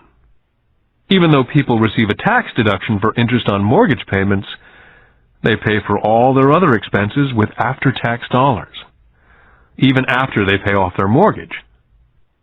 Then there are property taxes. My wife's parents were shocked when the property taxes on their home went to $1,000 a month. This was after they'd retired, so the increase put a strain on their retirement budget, and they felt forced to move. Also, houses do not always go up in value. I still had friends who owe $1 million for a home that will today sell for only $700,000. Finally, the greatest losses of all are those from missed opportunities. If all your money is tied up in your house, you may be forced to work harder because your money continues blowing out of the expense column instead of adding to the asset column. The classic middle-class cash flow pattern. If a young couple would put more money into their asset column early on, their later years would get easier, especially as they prepared to send their children to college. Their assets would have grown and would be available to help cover expenses. All too often, a house only serves as a vehicle for incurring a home equity loan to pay for mounting expenses. In summary, the end result in making a decision to own a house that is too expensive in lieu of starting an investment portfolio early on impacts an individual in at least the following 3 ways. Number 1, loss of time, during which other assets could have grown in value. Number 2, loss of additional capital, which could have been invested instead of paying for high-maintenance expenses related directly to the home. Number 3, loss of education. Too often people count their house, savings, and retirement plan as all they have in their asset column. Because they have no money to invest, they simply do not invest. This costs them investment experience. Most never become what the investment world calls a sophisticated investor. And the best investments are usually first sold to sophisticated investors, who then turn around and sell them to the people playing it safe. My educated dad's personal financial statement best demonstrates the life of someone in the rat race. His expenses seem to always keep up with his income, never allowing him to invest in assets. As a result, his liabilities, such as his mortgage and credit card debts, are larger than his assets. My rich dad's personal financial statement, on the other hand, reflects the results of a life dedicated to investing and minimizing liabilities. His assets greatly exceed his liabilities. A review of my rich dad's financial statement is why the rich get richer. The asset column generates more than enough income to cover expenses, with the balance reinvested into the asset column. The asset column continues to grow, and therefore the income it produces grows with it. The result being, the rich get richer. The middle class finds itself in a constant state of financial struggle. Their primary income is through wages, and as their wages increase, so do their taxes. Their expenses tend to increase in equal increments as their wages increase, hence the phrase, the rat race. They treat their home as their primary asset instead of investing in income-producing assets. Remember, the most important rule is to know the difference between an asset and a liability. Once you understand the difference, concentrate your efforts on only buying income-generating assets. That's the best way to get started on a path to becoming rich.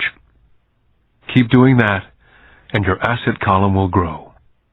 Focus on keeping liabilities and expenses down. This will make more money available to continue pouring into the asset column. This pattern of treating your home as an investment, and the philosophy that a pay raise means you can buy a larger home or spend more, is the foundation of today's debt-ridden society. This process of increased spending throws families into greater debt and into more financial uncertainty, even though they may be advancing in their jobs and receiving pay raises on a regular basis. This is high-risk living caused by weak financial education. As an employee who's also a homeowner, your working efforts are generally as follows. You work for someone else. Most people, working for a paycheck, are making the owner or the shareholders richer. Your efforts and success will help provide for the owner's success and retirement. Next, you work for the government. The government takes its share from your paycheck before you even see it. By working harder, you simply increase the amount of taxes taken by the government. Most people work from January to May just for the government. And finally, you work for the bank. After taxes, your next largest expense is usually your mortgage and credit card debt. The problem with simply working harder is that each of these three levels takes a greater share of your increased efforts. You need to learn how to have your increased efforts benefit you and your family directly. Once you've decided to concentrate on minding your own business, how do you set your goals? For most people, they must keep their profession and rely on their wages to fund their acquisition of assets.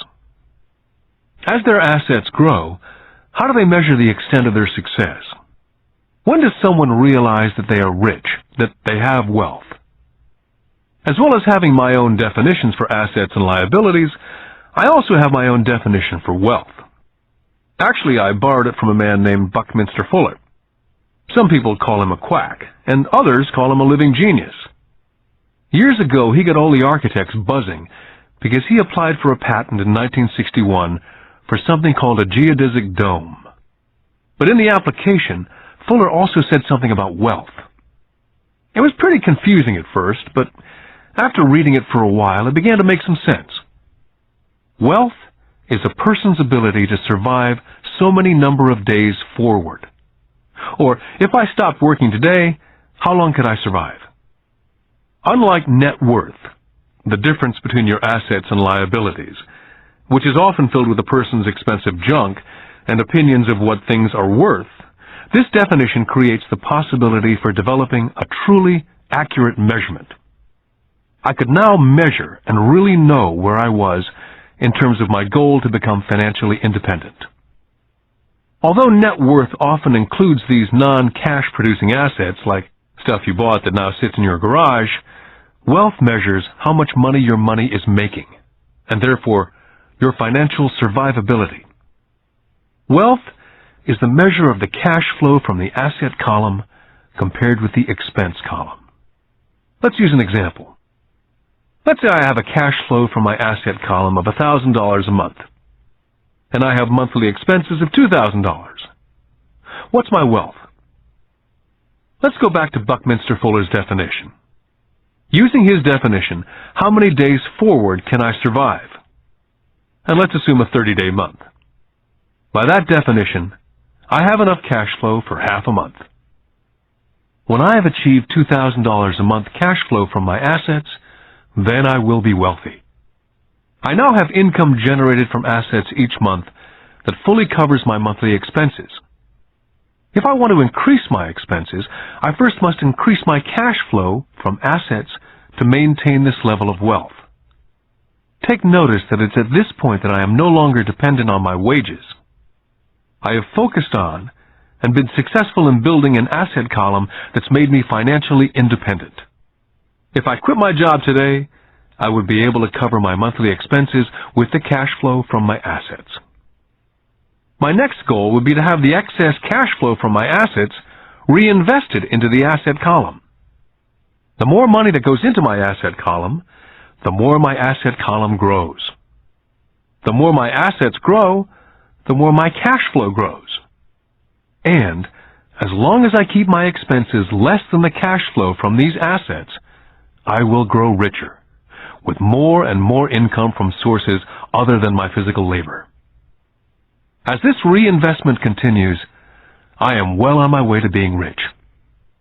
The actual definition of rich is in the eye of the beholder. You can never be too rich. Just remember this simple observation.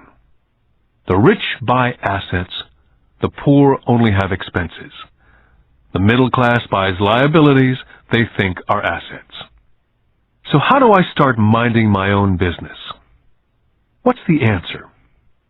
Listen to the founder of McDonald's. Lesson 3. Mind your own business. In 1974, Ray Kroc, the founder of McDonald's, was asked to speak at the MBA class at the University of Texas at Austin. A dear friend of mine, Keith Cunningham, was a student in that MBA class. After a powerful and inspiring talk, the class adjourned, and the students asked Ray if he would join them at their favorite hangout to have a few beers. Ray graciously accepted. "What business am I in?" Ray asked, once the group had all their beers in hand. Everyone laughed, said Keith. Most of the MBA students thought Ray was just fooling around. No one answered, so Ray asked the question again. "What business do you think I'm in?" The students laughed again. And finally one brave soul yelled out, "Ray, who in the world does not know that you're in the hamburger business?" Ray chuckled. "That's what I thought you'd say." He paused, and then quickly said, "Ladies and gentlemen, I'm not in the hamburger business. My business is real estate." McDonald's today is the largest single owner of real estate in the world, owning even more than the Catholic Church. Today, McDonald's owns some of the most valuable intersections and street corners in America, as well as in other parts of the world. Keith said it was one of the most important lessons in his life. Today, Keith owns car washes, but his business is the real estate under those car washes. The previous chapter ended with a statement illustrating that most people work for everyone but themselves. They work first for the owners of the company, then for the government through taxes, and finally for the bank that owns their mortgage. As a young boy, we did not have a McDonald's nearby. Yet my rich dad was responsible for teaching Mike and me the same lesson that Ray Kroc talked about at the University of Texas. It is secret number 3 of the rich. The secret is, mind your own business. Financial struggle is often directly the result of people working all their life for someone else. Many people will have nothing at the end of their working days. Our current educational system focuses on preparing today's youth to get good jobs by developing scholastic skills. Their lives will revolve around their wages, or, as described earlier, their income column. And after developing scholastic skills, they go on to higher levels of schooling to enhance their professional abilities. They study to become engineers, scientists, cooks, police officers, artists, writers, and so on. These professional skills allow them to enter the workforce and work for money. There's a big difference between your profession and your business. Often I ask people, "What's your business?" And they will say, "Oh, I'm a banker." Then I ask them if they own the bank, and they usually respond, "No, I work there." In that instance, they've confused their profession with their business. Their profession may be a banker, but they still need their own business. Ray Kroc was clear on the difference between his profession and his business. His profession was always the same. He was a salesman. At one time he sold mixers for milkshakes, and soon thereafter he was selling hamburger franchises. But while his profession was selling hamburger franchises, his business was the accumulation of income-producing real estate. To become financially secure, a person needs to mind their own business. Your business revolves around your asset column, as opposed to your income column. As stated earlier, the number one rule is to know the difference between an asset and a liability, and to buy assets. The rich focus on their asset columns, while everyone else focuses on their income statements. That's why we hear so often, "I need a raise. If only I had a promotion. I'm going back to school to get more training so I can get a better job. I'm going to work overtime. Maybe I can get a second job. I'm quitting in 2 weeks. I found a job that pays more." In some circles, these are sensible ideas. Yet if you listen to Ray Kroc, you're still not minding your own business. These ideas all still focus on the income column, and will only help a person become more financially secure if the additional money is used to purchase income-generating assets. The primary reason the majority of the poor and middle class are fiscally conservative, which means I can't afford to take risks, is that they have no financial foundation. They have to cling to their jobs. They have to play it safe. When downsizing became the in thing to do, millions of workers found out that their largest so-called asset, their home, was eating them alive. Their asset, called a house, still cost them money every month. Their car, another asset, was eating them alive. The golf clubs in the garage that cost $1,000 were not worth $1,000 anymore. Without job security, they had nothing to fall back on. What they thought were assets could not help them survive in a time of financial crisis. So, many people have put themselves in deep financial trouble when they run short of income. To raise cash, they sell their assets. First, their personal assets can generally be sold for only a fraction of the value that's listed in their personal balance sheet. Or, if there's a gain on the sale of the assets, they're taxed on the gain. So again, the government takes its share of the gain, thus reducing the amount available to help them out of debt. That's why I say someone's net worth is often worth less than they think. Start minding your own business. Keep your daytime job, but start buying real assets, not liabilities or personal effects that have no real value once you get them home. A new car loses nearly 25% of the price you pay for it the moment you drive it off the lot. It's not a true asset, even if your banker lets you list it as one. My $400 new titanium driver was worth $150 the moment I teed off. For adults, keep your expenses low, reduce your liabilities, and diligently build a base of solid assets. For young people who've not yet left home, it's important for parents to teach them the difference between an asset and a liability. Get them to start building a solid asset column before they leave home, get married, buy a house, have kids, and get stuck in a risky financial position, clinging to a job and buying everything on credit. I see so many young couples who get married and trap themselves into a lifestyle that will not let them get out of debt for most of their working years. For most people, just as the last child leaves home, the parents realize they've not adequately prepared for retirement, and they begin to scramble to put some money away. Then their own parents become ill, and they find themselves with new responsibilities. So, what kind of assets am I suggesting that you or your children acquire? In my world, real assets fall into several different categories. First, businesses that do not require my presence.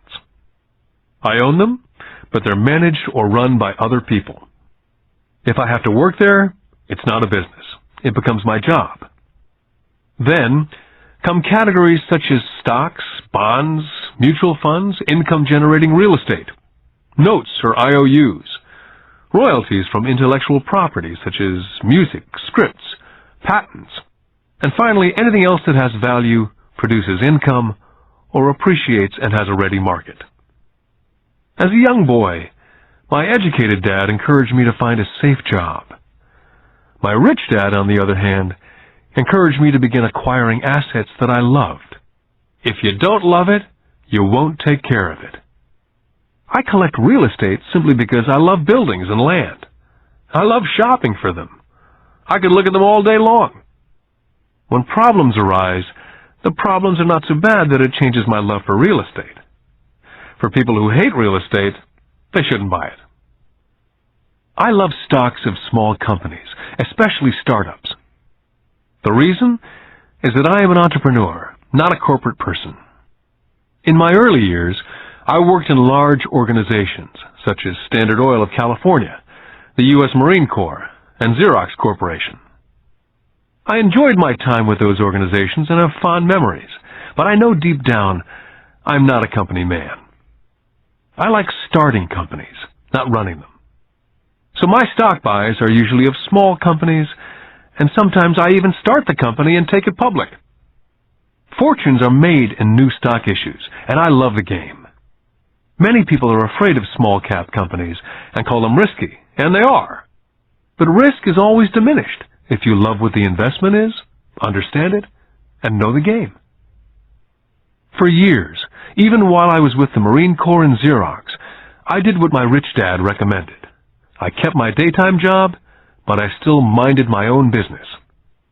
I was active in my asset column. I traded real estate and small stocks. Rich Dad always stressed the importance of financial literacy.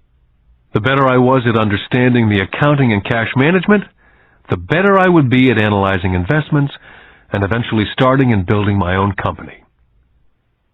I would not encourage anyone to start a company unless they really want to. Knowing what I know about running a company, I would not wish that task on anyone. There are times when people cannot find employment where starting a company is a solution for them. The odds are against success. 9 out of 10 companies fail in 5 years. Of those that survive the first 5 years, 9 out of every 10 of those eventually fail as well. So only if you really have the desire to own your own company do I recommend it.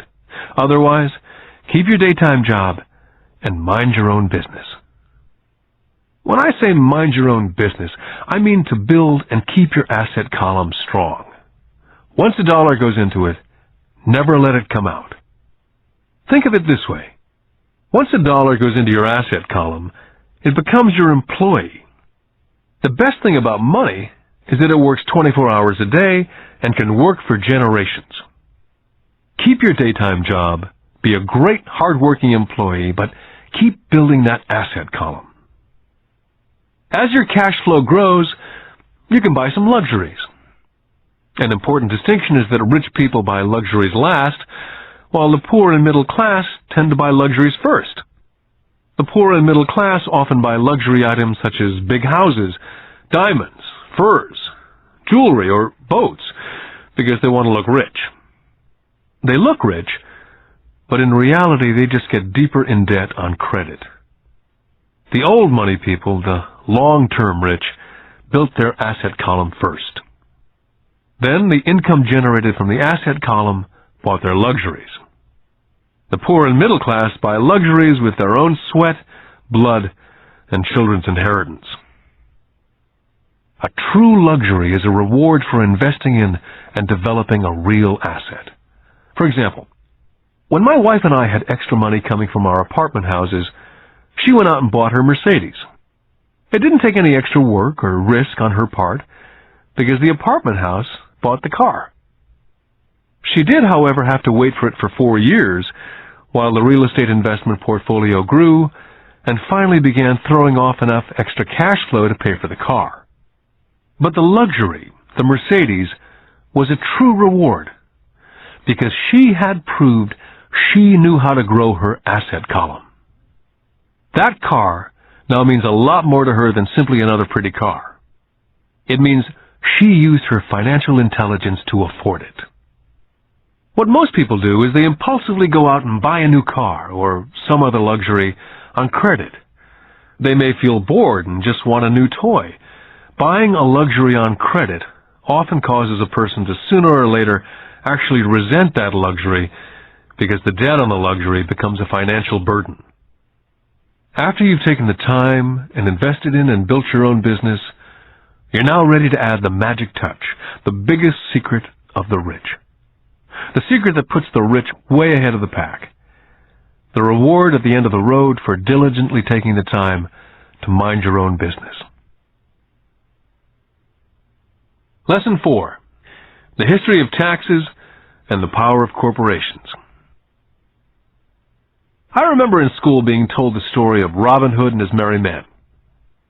My school teacher thought it was a wonderful story of a romantic hero, a Kevin Costner type, who robbed from the rich and gave to the poor. My rich dad did not see Robin Hood as a hero. He called Robin Hood a crook. Robin Hood may be long gone, but his followers live on. How often I still hear people say, "Why don't the rich pay for it?" Or, "The rich should pay more in taxes and give it to the poor." It's this idea of Robin Hood, or taking from the rich to give to the poor, that has caused the most pain for the poor and the middle class. The reason the middle class is so heavily taxed is because of the Robin Hood ideal. The real reality is that the rich are not taxed. It's the middle class who pays for the poor, especially the educated upper-income middle class. Again, to understand fully how things happen, we need to look at the historical perspective. We need to look at the history of taxes. Although my highly educated dad was an expert on the history of education, my rich dad fashioned himself as an expert on the history of taxes. Rich Dad explained to Mike and me that in England and America originally, there were no taxes. Occasionally, there were temporary taxes levied in order to pay for wars. The king or the president would put the word out and ask everyone to chip in. Taxes were levied in Britain for the fight against Napoleon from 1799 to 1816. And in America, taxes were levied to pay for the Civil War from 1861 to 1865. In 1874, England made income tax a permanent levy on its citizens. In 1913, an income tax became permanent in the United States with the adoption of the 16th Amendment to the Constitution. What these historical dates fail to reveal is that both of these taxes were initially levied against only the rich. It was this point that Rich Dad wanted Mike and me to understand. He explained that the idea of taxes was made popular and accepted by the majority by telling the poor and the middle class that taxes were created only to punish the rich. This is how the masses voted for the law, and it became constitutionally legal.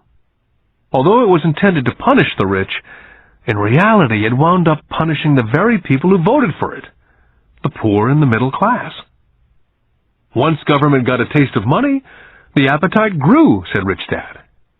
Your dad and I are exactly opposite. He's a government bureaucrat and I'm a capitalist. We get paid, and our success is measured on opposite behaviors. He gets paid to spend money and hire people. The more he spends and the more people he hires, the larger his organization becomes. In the government, the larger his organization, the more he's respected. On the other hand, within my organization, the fewer people I hire and the less money I spend, the more I'm respected by my investors. That's why I don't like government people. They have different objectives from most business people. As the government grows, more and more tax dollars will be needed to support it. As I said, the passage of taxes was only possible because the masses believed in the Robin Hood theory of economics, which was to take from the rich and give to everyone else. The problem was that the government's appetite for money was so great that taxes soon needed to be levied on the middle class, and from there it kept trickling down. The rich, on the other hand, saw an opportunity. They did not play by the same set of rules. As I've stated, the rich already knew about corporations, which became popular in the days of sailing ships. The rich created a corporation as a vehicle to limit their risk to the assets of each voyage. The rich put their money into a corporation to finance the voyage. The corporation would then hire a crew to sail to the New World to look for treasures. If the ship was lost, the crew lost their lives, but the loss to the rich would be limited only to the money they invested for that particular voyage. It's the knowledge of the power of the legal structure of the corporation that really gives the rich a vast advantage over the poor and the middle class. Having two fathers teaching me, one a socialist and the other a capitalist, I quickly began to realize that the philosophy of the capitalist made more financial sense to me. It seemed to me that the socialists ultimately penalized themselves due to their lack of financial education. No matter what the take-from-the-rich crowd came up with, the rich always found a way to outsmart them. That is how taxes were eventually levied on the middle class. The rich outsmarted the intellectuals solely because they understood the power of money, a subject not taught in schools. How did the rich outsmart the intellectuals? Once the take-from-the-rich tax was passed, cash started flowing into government coffers. Initially, people were happy. Money was handed out to government workers and the rich. It went to government workers in the form of jobs and pensions. It went to the rich via their factories receiving government contracts. The government became a large pool of money, but the problem was the fiscal management of that money. There really is no recirculation. In other words, The government policy, if you were a government bureaucrat, was to avoid having excess money. If you failed to spend your allotted funding, you risked losing it in the next budget. You'd certainly not be recognized for being efficient. Business people, on the other hand, are rewarded for having excess money and are recognized for their efficiency. As this cycle of growing government spending continued, the demand for money increased, and the tax the rich idea was now being adjusted to include lower income levels, down to the very people who voted it in, the poor and the middle class. True capitalists used their financial knowledge to simply find a way to escape. They headed back to the protection of a corporation. A corporation protects the rich. But what many people who've never formed a corporation do not know is that a corporation is not really a thing. A corporation is merely a file folder with some legal documents in it, sitting in some attorney's office registered with a state government agency. It's not a big building with the name of the corporation on it. It's not a factory or a group of people. A corporation is merely a legal document that creates a legal body without a soul. The wealth of the rich was once again protected. Once again, the use of corporations became popular once the permanent income laws were passed, because the income tax rate of the corporation was less than the individual income tax rates. In addition, as I said earlier, certain expenses could be paid with pre-tax dollars within the corporation. This war between the haves and the have-nots has been going on for hundreds of years. It's the take from the rich crowd versus the rich. The battle is waged whenever and wherever laws are made. The battle will go on forever. The problem is, the people who lose are the uninformed, the ones who get up every day and diligently go to work and pay taxes. If they only understood the way the rich play the game, they could play it too. Then they would be on their way to their own financial independence. This is why I cringe every time I hear a parent advise their children to go to school so they can find a safe, secure job. An employee with a safe, secure job without financial aptitude has no escape. Average Americans today work 5 to 6 months for the government before they make enough to cover their taxes. In my opinion, that is a long time. The harder you work, the more you pay the government. That's why I believe that the idea of take from the rich backfired on the very people who voted it in. Every time people try to punish the rich don't simply comply, they react. They have the money, power, and intent to change things. They do not just sit there and voluntarily pay more taxes. They search for ways to minimize their tax burden. They hire smart attorneys and accountants and persuade politicians to change laws or create legal loopholes. They have the resources to effect change. The poor and the middle class do not have the same resources. They sit there and let the government's needles enter their arm and allow the blood donation to begin. Today, I'm constantly shocked at the number of people who pay more taxes or take fewer deductions simply because they are afraid of the government. And I do know how frightening and intimidating a government tax agent can be. I have had friends who have had their businesses shut down and destroyed only to find out it was a mistake on the part of the government. I realize all that. But the price of working from January to mid-May is a high price to pay for that intimidation. My poor dad never fought back. My rich dad didn't either. He just played the game smarter, and he did it through corporations, the biggest secret of the rich. My highly educated dad always encouraged me to seek a good job with a strong corporation. He spoke of the virtues of working your way up the corporate ladder. He didn't understand that by relying solely on a paycheck from a corporate employer, I would be a docile cow ready for milking. When I told my rich dad of my father's advice, he only chuckled. "Why not own the ladder?" was all he said. As a young boy, I didn't understand what Rich Dad meant by owning my own corporation. It was an idea that seemed impossible and intimidating. Although I was excited by the idea, my youth would not let me envision the possibility that grown-ups would someday work for a company I would own. The point is, if not for my rich dad, I would have probably followed my educated dad's advice. It was merely the occasional reminder of my rich dad that kept the idea of owning my own corporation alive and kept me on a different path. By the time I was 15 or 16, I knew I was not going to continue down the path my educated dad was recommending. I did not know how I was going to do it, but I was determined not to head in the direction most of my classmates were heading. That decision changed my life. It was not until I was in my mid-20s that my rich dad's advice began to make more sense. I was just out of the Marine Corps and working for Xerox. I was making a lot of money, but every time I looked at my paycheck, I was always disappointed. The deductions were so large, and the more I worked, the greater the deductions. As I became more successful, my bosses talked about promotions and raises. It was flattering, but I could hear my rich dad asking me in my ear, "Who are you working for? Who are you making rich?" In 1974, while still an employee for Xerox, I formed my first corporation and began minding my own business.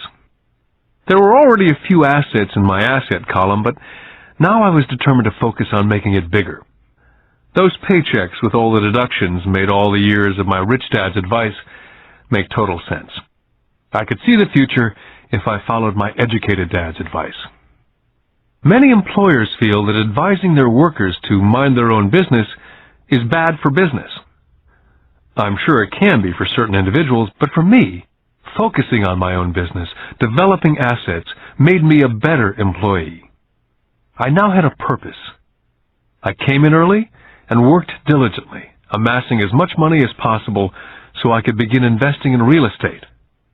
Hawaii was just set to boom, and there were fortunes to be made. The more I realized we were in the beginning stages of a boom, the more Xerox machines I sold. The more I sold, the more money I made, and of course, the more deductions there were from my paycheck. It was inspiring. I wanted out of the trap of being an employee so badly that I worked harder, not less. By 1978, I was consistently one of the top 5 salespeople in sales, often number 1. I badly wanted out of the rat race. In less than 3 years, I was making more in my own little corporation, which was a real estate holding company, than I was making at Xerox. And the money I was making in my asset column in my own corporation was money working for me, not me pounding on doors selling copiers. My rich dad's advice made much more sense. Soon the cash flow from my properties was so strong that my company bought me my first Porsche. My fellow Xerox salespeople thought I was spending my commissions. I wasn't. I was investing my commissions in assets. My money was working hard to make more money. Each dollar in my asset column was a great employee, working hard to make more employees and buy the boss a new Porsche with before-tax dollars. I began to work harder for Xerox. The plan was working, and my Porsche was the proof.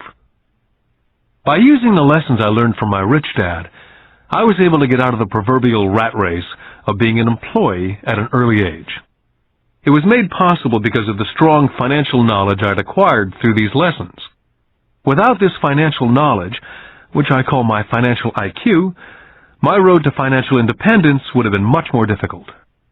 I now teach others through financial seminars in the hope that I may share my knowledge with them. Whenever I do my talks, I remind people that financial IQ is made up of knowledge from 4 broad areas of expertise. The first area is accounting, what I call financial literacy, a vital skill if you want to build an empire. The more money you're responsible for, the more accuracy is required, or the house comes tumbling down. This is the left brain side, or the details. Financial literacy is the ability to read and understand financial statements. This ability allows you to identify the strengths and weaknesses of any business. The second is investing, what I call the science of money-making money. This involves strategies and formulas. This is the right brain side, or the creative side. Next, you must obtain expertise in understanding markets, the science of supply and demand. There's a need to know the technical aspects of the market, which is emotion-driven. The Tickle Me Elmo doll during Christmas 1996 is a case of technical or emotion-driven market. The other market factor is the fundamental or the economic sense of an investment. Does an investment make sense, or does it not make sense based on the current market conditions? Finally, you must understand the law. For instance, utilizing a corporation wrapped around the technical skills of accounting, investing, and markets can aid explosive growth. An individual with the knowledge of the tax advantages and protection provided by a corporation can get rich so much faster than someone who's an employee or a small business sole proprietor. It's like the difference between someone walking and someone flying. The difference is profound when it comes to long-term wealth. A corporation can do so many things that an individual cannot, like pay for expenses before it pays taxes. That is a whole area of expertise that is so exciting, but not necessary to get into unless you have sizable assets or a business. Employees earn and get taxed, and they try to live on what's left. A corporation earns, spends everything it can, and is taxed on anything that's left. It's one of the biggest legal tax loopholes that the rich use. They're easy to set up and are not expensive if you own investments that are producing good cash flow. For example, by owning your own corporation, car payments, insurance, repairs are company expenses. Most restaurant meals are partial expenses, and on and on. All are paid for legally with pre-tax dollars. Lesson 5. The Rich Invent Money. I've been teaching professionally since 1984. It's been a great experience and rewarding. It's also a disturbing profession, for I've taught thousands of individuals, and I see one thing in common in all of us, myself included. We all have tremendous potential, and we are all blessed with gifts. Yet the one thing that holds all of us back is some degree of self-doubt. It's not so much the lack of technical information that holds us back, but more the lack of self-confidence. Some are more affected than others. Once we leave school, most of us know that it's not as much a matter of college degrees or good grades that count. In the real world, outside of academics, something more than just grades is required. I've heard it called guts, chutzpah, balls, audacity, bravado, cunning, daring, tenacity, and brilliance. This factor, whatever it's labeled, ultimately decides one's future much more than school grades. Inside each of us is one of these brave, brilliant, and daring characters. There's also the flip side of that character. People who could get down on their knees and beg if necessary. After a year in Vietnam as a Marine Corps pilot, I intimately got to know both of those characters inside of me. One is not better than the other. Yet as a teacher, I recognized that it was excessive fear and self-doubt that were the greatest detractors of personal genius. It broke my heart to see students know the answers, yet lack the courage to act on the answer. Often in the real world, it's not the smart that get ahead, but the bold. In my personal experience, your financial genius requires both technical knowledge as well as courage. If fear is too strong, the genius is suppressed. In my classes, I strongly urge students to learn to take risks, to be bold, to let their genius convert that fear into power and brilliance. It works for some and just terrifies others. I've come to realize that for most people, when it comes to the subject of money, they would rather play it safe. I've had to field questions such as, why take risks? Why should I bother developing my financial IQ? Why should I become financially literate? And I answer, just to have more options. There are huge changes up ahead. There will be 100 people like Bill Gates, and hugely successful companies like Microsoft created every year, all over the world. And there also will be many more bankruptcies, layoffs, and downsizing. So why bother developing your financial IQ? Because if you do, you will prosper greatly. And if you don't, this period of time will be a frightening one. Land was wealth 300 years ago. So the person who owned the land owned the wealth. Then it was factories and production. And America rose to dominance. The industrialist owned the wealth. Today, it's information. And the person who has the most timely information owns the wealth. The problem is, information flies all around the world at the speed of light. The new wealth cannot be contained by boundaries and borders as lands and factories were. The changes will be faster and more dramatic. There will be a dramatic increase in the number of new multimillionaires. There also will be those who are left behind. Today I find so many people struggling, often working harder, simply because they cling to old ideas. They want things to be the way they were. They resist change. I know people who are losing their jobs or their houses, and they blame technology or the economy or their boss. Sadly, they fail to realize that they might be the problem. Old ideas are their biggest liability.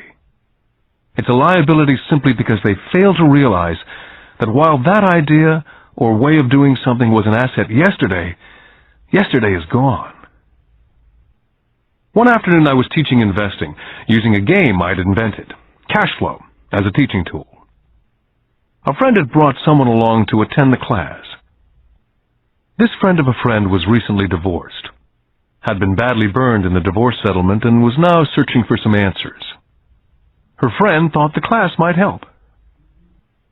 The game was designed to help people learn how money works. In playing the game, they learn about the interaction of the income statement with the balance sheet. They learn how cash flows between the two, and how the road to wealth is through striving to increase your monthly cash flow from the asset column to the point that it exceeds your monthly expenses. Once you accomplish this, you're able to get out of the rat race and onto the fast track. As I've said, some people hate the game, some love it, and others miss the point. This woman missed a valuable opportunity to learn something. In the opening round, she drew a doodad card with the boat on it. At first she was happy. "Oh, I've got the boat!" Then, as her friend tried to explain how the numbers worked on her income statement and balance sheet, she got frustrated because she had never liked math. The rest of her table waited while her friend continued explaining the relationship between the income statement, balance sheet, and monthly cash flow. Suddenly, when she realized how the numbers worked, it dawned on her that her boat was eating her alive. Later on in the game, she was also downsized and had a child. It was a horrible game for her. After the class, her friend came by and told me that she was upset. She'd come to the class to learn about investing and did not like the idea that it took so long to play a silly game. Her friend attempted to tell her to look within herself, to see if it reflected on herself in any way. With that suggestion, the woman demanded her money back. She said that the very idea that a game could be a reflection of her was ridiculous. Her money was promptly refunded, and she left. Since 1984, I have made millions simply by doing what the school system does not. In school, most teachers lecture. I hated lectures as a student.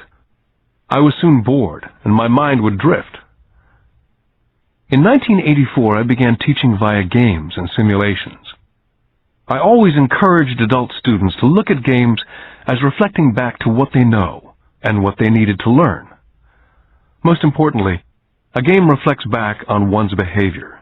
It's an instant feedback system. Instead of the teacher lecturing you, the game is feeding back a personalized lecture, custom-made just for you. The friend of the woman who left later called to give me an update. She said her friend was fine and had calmed down. In her cooling-off period, she could see some relationships between the game and her life. Just like a board game, the world is always providing us with instant feedback. We could learn a lot if we tuned in more. One day, not long ago, I complained to my wife that the cleaners must have shrunk my pants. My wife gently smiled and poked me in the stomach to inform me that the pants had not shrunk, something else had expanded. Me. The game Cash Flow was designed to give every player personal feedback. The purpose is to give you options. If you draw the boat card and it puts you into debt, the question is, now what can you do? How many different financial options can you come up with? That's the purpose of the game. To teach players to think and create new and various financial options. I've watched this game played by more than 1,000 people. The people who get out of the rat race in the game the quickest are the people who understand numbers and have creative financial minds. They recognize different financial options.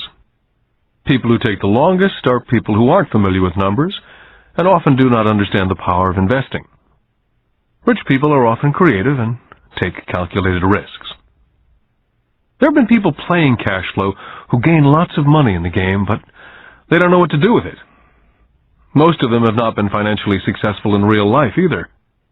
Everyone else seems to be getting ahead of them, even though they have money. And that's true in real life. There are a lot of people who have a lot of money and do not get ahead financially. Limiting your options is the same as hanging on to old ideas. I have a friend from high school who now works at 3 jobs. 20 years ago, he was the richest of all my classmates. When the local sugar plantation closed, the company he worked for went down with the plantation. In his mind, he had the one option, and that was the old option: work hard. The problem was, he couldn't find an equivalent job that recognized his seniority in the old company. As a result, he's overqualified for the jobs he currently has, so his salary is lower. He now works 3 jobs to earn enough to survive. I've watched people playing Cash Flow complaining that the right opportunity cards are not coming their way, so they sit there. I know people who do that in real life. They wait for the right opportunity. I've watched people get the right opportunity card and then not have enough money. Then they complain they would have gotten out of the rat race if they'd had more money. So they sit there.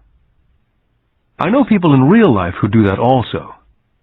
They see all the great deals, but they have no money. And I have people pull a great opportunity card, read it out loud, and have no idea that it's a great opportunity. They have the money, the time is right, they have the card, but they can't see the opportunity staring at them. They fail to see how it fits into their financial plan for escaping the rat race.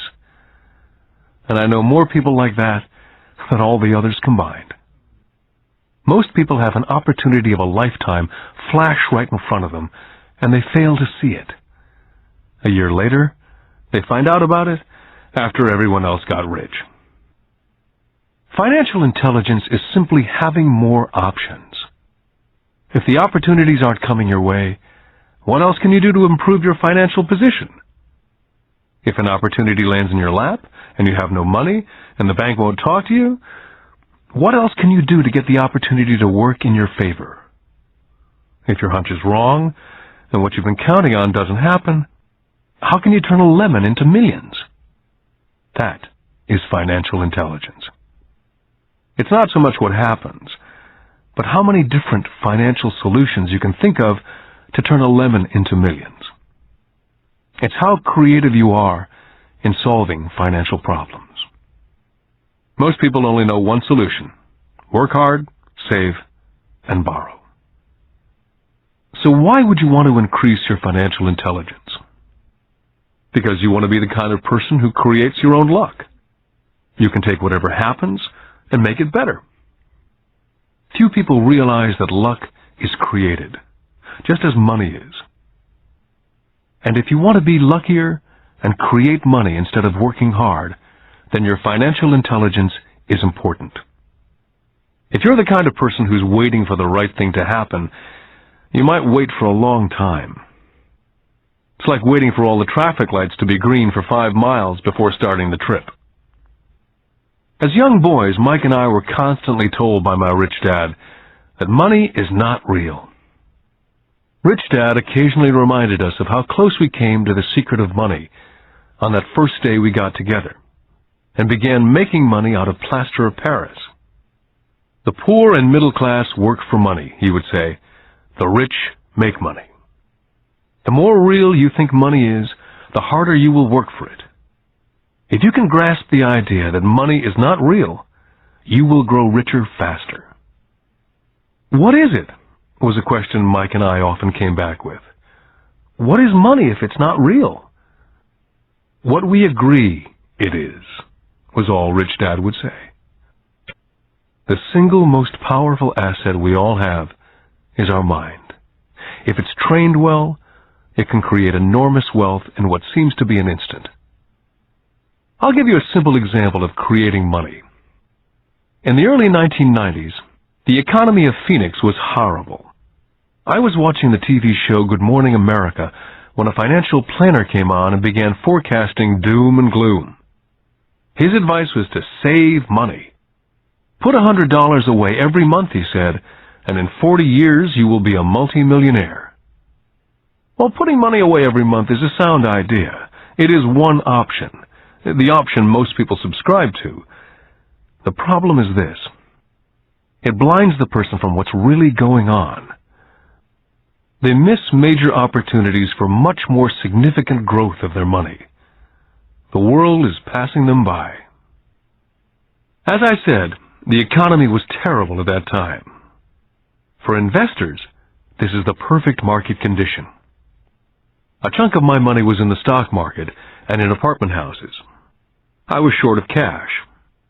Because everyone was giving stuff away, I was buying. I was not saving money, I was investing. My wife and I had more than $1 million in cash working in a market that was rising fast. It was the best opportunity to invest. The economy was terrible. I just could not pass up these small deals. Houses that were once $100,000 were now $75,000. But instead of shopping at the local real estate office, I began shopping at the bankruptcy attorney's office or the courthouse steps. In these shopping places, a $75,000 house could sometimes be bought for $20,000 or less. For $2,000, which was loaned to me from a friend for 90 days for $200, I gave an attorney a cashier's check as a down payment. While the acquisition was being processed, I ran an ad in the paper advertising a $75,000 house for only $60,000 and no money down. The phone rang hard and heavy. Prospective buyers were screened, and once the property was legally mine, all the prospective buyers were allowed to look at the house. It was a feeding frenzy. The house sold in a few minutes. I asked for a $2,500 processing fee, which they gladly handed over, and the escrow and title company took over from there. I returned the $2,000 to my friend with an additional $200. He was happy, the home buyer was happy, the attorney was happy, and I was happy. I'd sold a house for $60,000 that cost me $20,000. The $40,000 was created from money in my asset column in the form of a promissory note from the buyer. Total working time, 5 hours. During this depressed market, my wife and I were able to do 6 of these simple transactions in our spare time. While the bulk of our money was in larger properties in the stock market, we were able to create more than $190,000 in assets, notes at 10% interest, in those 6 buy, create, and sell transactions. That comes to approximately $19,000 a year income, much of it sheltered through our private corporation. Much of that $19,000 a year goes to pay for our company cars, gas, trips, insurance, dinners with clients, and other things. By the time the government gets a chance to tax that income, it's been spent on legally allowed pre-tax expenses. This was a simple example of how money is invented, created, and protected using financial intelligence. Ask yourself how long it would take to save $190,000. Would the bank pay you 10% interest on your money? And the note is good for 30 years. I hope they never pay me the $190,000. I have to pay a tax if they pay me the principal. And besides, $19,000 paid over 30 years is a little over $500,000 in income. The math is simple. You don't need algebra or calculus. I don't write much because the escrow company handles the legal transaction and the servicing of the payments. I have no roofs to fix or toilets to unplug because the owners do that. It's their house. Occasionally someone does not pay, and that's wonderful because there are late fees, or they move out and the property is sold again. The court system handles that. And it may not work in your area. The market conditions may be different, but the example illustrates how a simple financial process can create hundreds of thousands of dollars with little money and low risk. It's an example of money being only an agreement. Anyone with a high school education can do it. Yet most people won't. Most people listen to the standard advice of work hard and save money. For about 30 hours of work, approximately $190,000 was created in the asset column, and no taxes were paid. Now you may understand why I silently shake my head when I hear parents say, "My child is doing well in school and receiving a good education." It may be good, but is it adequate? I know the above investment strategy is a small one. It's used to illustrate how small can grow into big. My success reflects the importance of a strong financial foundation, which starts with strong financial education. Financial intelligence is made up of these 4 main technical skills. Number 1, financial literacy, the ability to read numbers. Number 2, investment strategies, the science of making money. Number 3, the market, supply and demand. Alexander Graham Bell gave the market what it wanted, and AT&T was born. So did Bill Gates. A $75,000 house offered for $60,000 that cost $20,000 was also the result of seizing an opportunity created by the market. Somebody was buying and someone was selling. Number 4, the law. The awareness of accounting, corporate, state, and national rules and regulations. I recommend playing within the rules. It's this basic foundation, or the combination of these skills, that's needed to be successful in the pursuit of wealth. Whether it be through the buying of small homes, large apartments, companies, stocks, bonds, mutual funds, precious metals, baseball cards, or the like. Personally, I use 2 main vehicles to achieve financial growth: real estate and small stocks. I use real estate as my foundation. Day in and day out, my properties provide cash flow and occasional spurts of growth in value. The small cap stocks are used for fast growth. I do not recommend anything that I do. The examples are just that, examples. If the opportunity is too complex, and I do not understand the investment, I don't do it. Simple math and common sense is all that's needed to do well financially.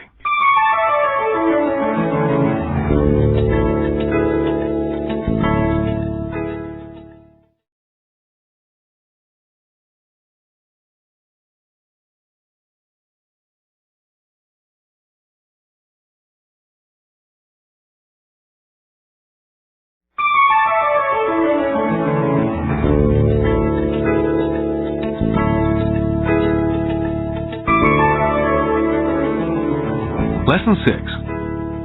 Work to learn. Don't work for money. In 1995, I granted an interview with a newspaper in Singapore. The young female reporter was on time, and the interview got underway immediately. We sat in the lobby of a luxurious hotel, sipping coffee and discussing the purpose of my visit to Singapore. I was to share the platform with Zig Ziglar. He was speaking on motivation, and I was speaking on the secrets of the rich. "Someday I'd like to be a best-selling author like you," she said. I'd seen some of the articles she'd written for the paper, and I was impressed. She had a tough, clear style of writing. Her articles held a reader's interest. "You have a great style," I said in reply. "What holds you back from achieving your dream?" "My work doesn't seem to go anywhere," she said quietly. "Everyone says that my novels are excellent, but nothing happens. So I keep my job with the paper. At least it pays the bills." Do you have any suggestions?" "Yes, I do," I said brightly. "A friend of mine here in Singapore runs a school that trains people to sell. He runs sales training courses for many of the top corporations here in Singapore. And I think attending one of his courses would greatly enhance your career." She stiffened. "Are you saying that I should go to school to learn to sell?" I nodded. "I have a master's degree in English literature. Why would I go to school to learn to be a salesperson? I'm a professional." She was now packing her briefcase forcibly. The interview was over. On the coffee table sat a copy of my first book. I picked it up as well as the notes that she jotted down in her legal pad. "Do you see this?" I said, pointing to her notes. She looked down at her notes. "What?" she said, confused. Again, I pointed deliberately to her notes. On her pad, she'd written, "Robert Kiyosaki, best-selling author." It says, best-selling author, not best-writing author. Her eyes widened immediately. "I'm a terrible writer. You're a great writer. I went to sales school. You have a master's degree. Put them together and you get a best-selling author and a best-writing author." Anger flared from her eyes. "I'll never stoop so low as to learn how to sell. People like you have no business writing. I'm a professionally trained writer, and you're a salesman. It's not fair." The rest of her notes were put away, and she hurried out through the large glass doors into the humid Singapore morning. At least she gave me a fair and favorable write-up the next morning. The world is filled with smart, talented, educated, and gifted people. We meet them every day. They're all around us. I'm constantly shocked at how little talented people earn. I heard the other day that less than 5% of Americans earn more than $100,000 a year. I've met brilliant, highly educated people who earn less than $20,000 a year.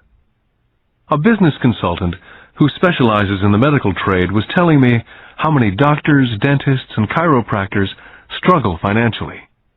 All this time, I thought that when they graduated, the dollars would pour in.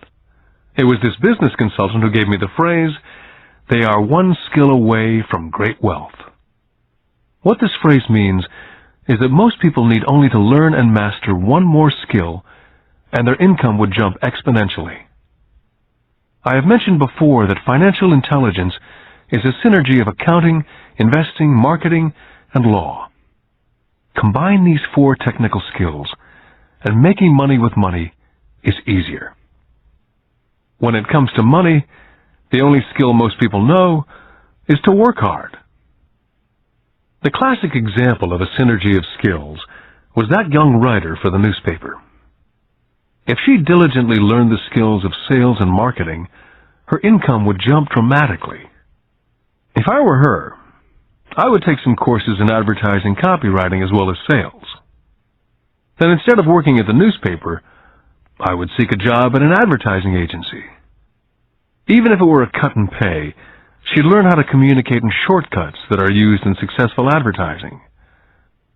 She also would spend time learning public relations, an important skill. She would learn how to get millions in free publicity. Then at night and on weekends, she could be writing her great novel. When it was finished, she'd be better able to sell her book. Then in a short while, she could be a best-selling author. When I graduated from the U.S. Merchant Marine Academy in 1969, my educated dad was happy. Standard Oil of California had hired me for its oil tanker fleet. I was a third mate, and the pay was low compared with my classmates, but it was okay for a first real job after college. My starting pay was about $42,000 a year, including overtime, and I only had to work for 7 months. I had 5 months of vacation. If I'd wanted to, I could have taken the run to Vietnam with a subsidiary shipping company and easily doubled my pay instead of taking the 5 months vacation. I had a great career ahead of me, yet I resigned after 6 months with the company and joined the Marine Corps to learn how to fly. My educated dad was devastated. Rich Dad congratulated me. In school and in the workplace, the popular opinion is the idea of specialization. That is, in order to make more money or get promoted, you need to specialize. That is why medical doctors immediately begin to seek a specialty, such as orthopedics or pediatrics. The same is true for accountants, architects, lawyers, pilots, and others. My educated dad believed in the same dogma.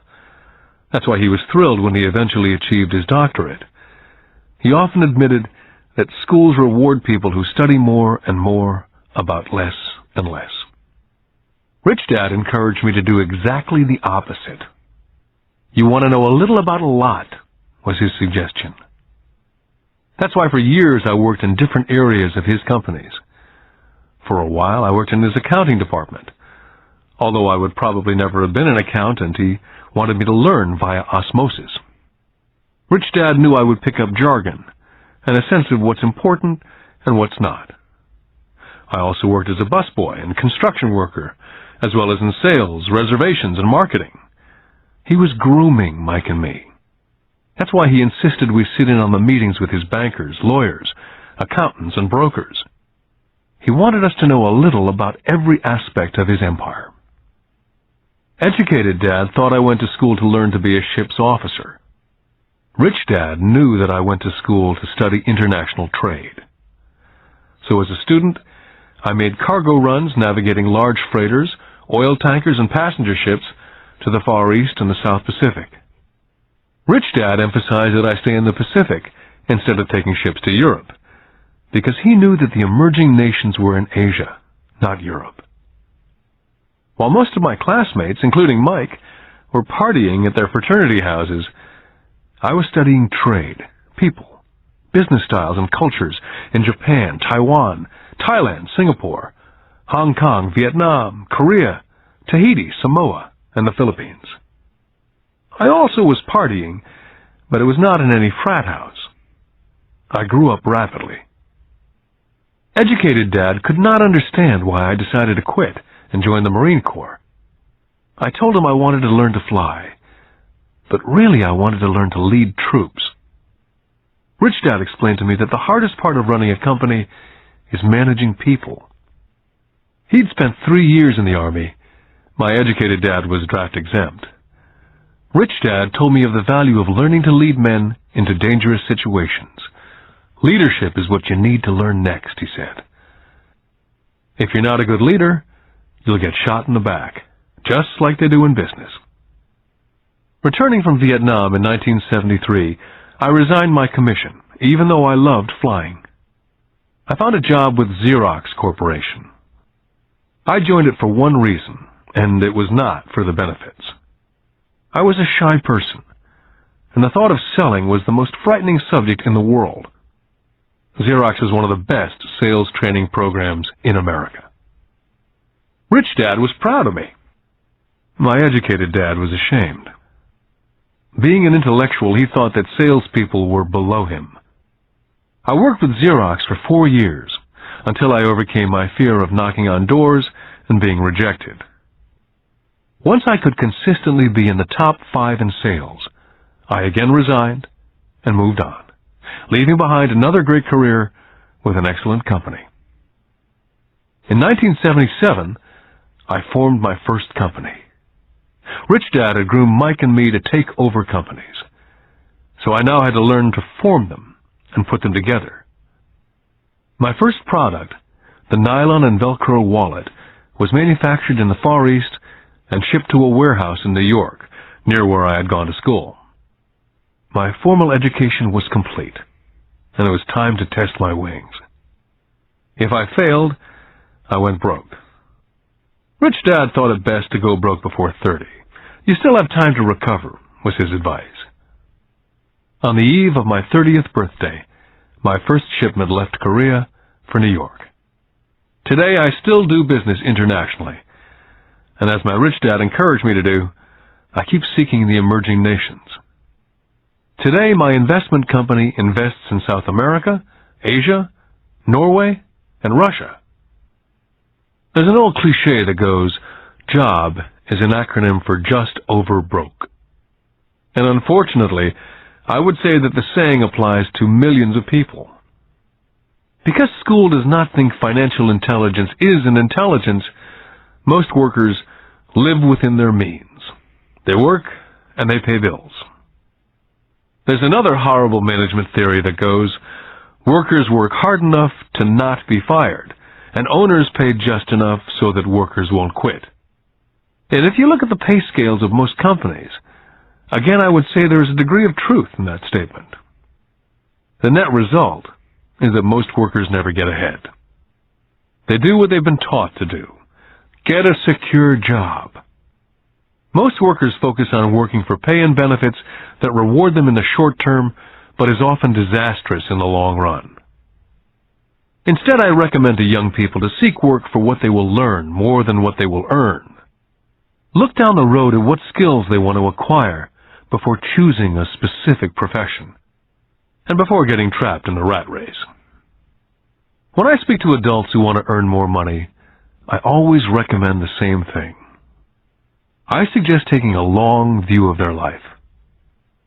Instead of simply working for the money and security, which I admit are important, I suggest they take a second job that will teach them a second skill.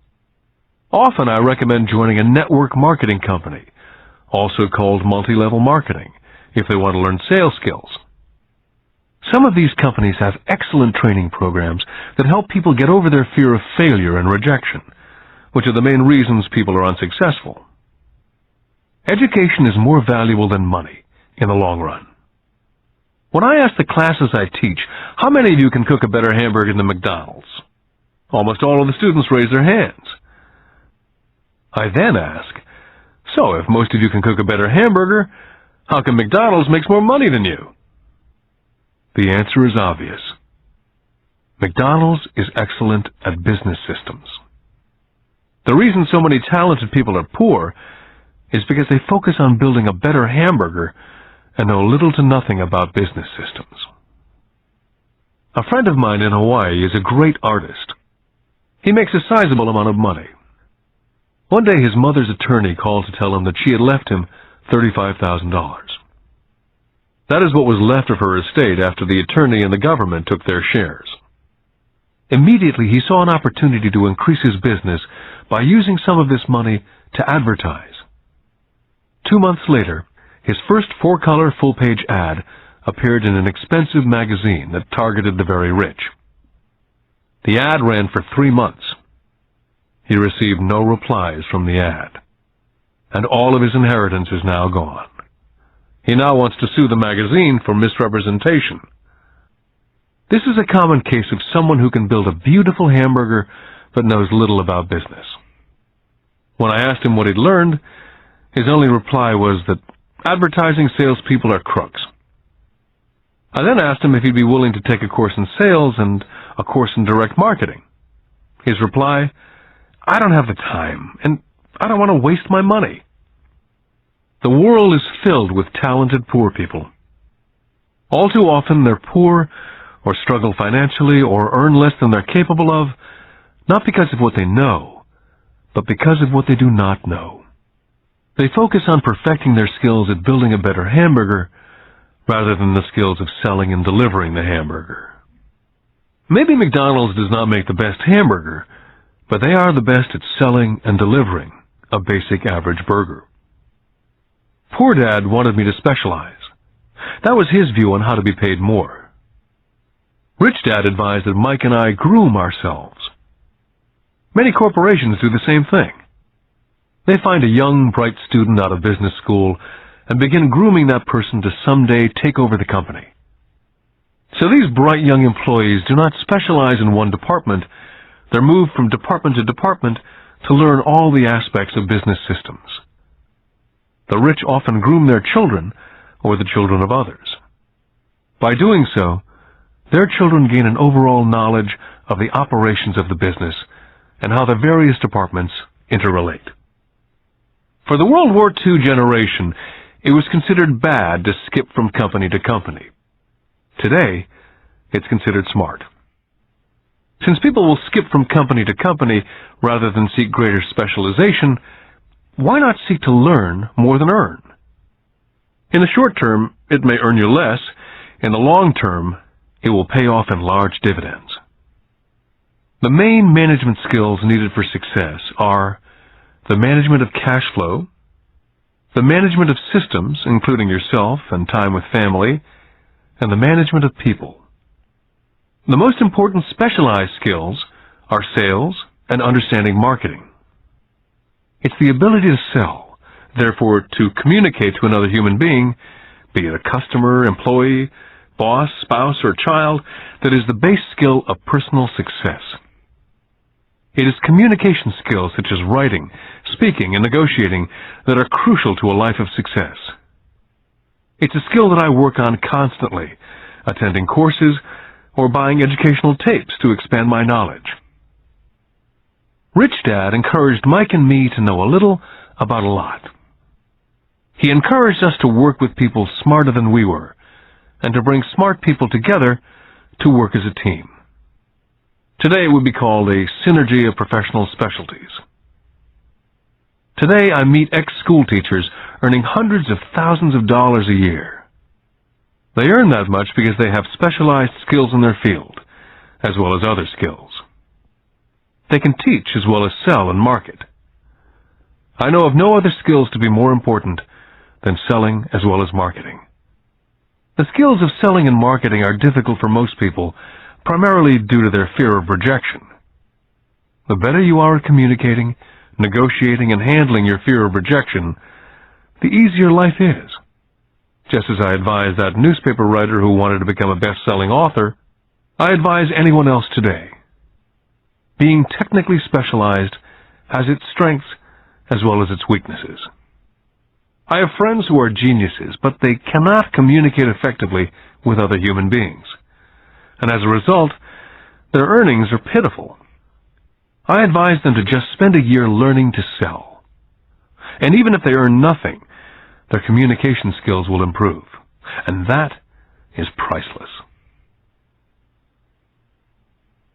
Getting started. I wish I could say acquiring wealth was easy for me, but it wasn't. So in response to the question, how do I start, I offer the thought process I go through on a day-by-day basis. It really is easy to find great deals. I promise you that. It's just like riding a bike. After a little wobbling, it's a piece of cake. But when it comes to money, it's the determination to get through the wobbling that's a personal thing.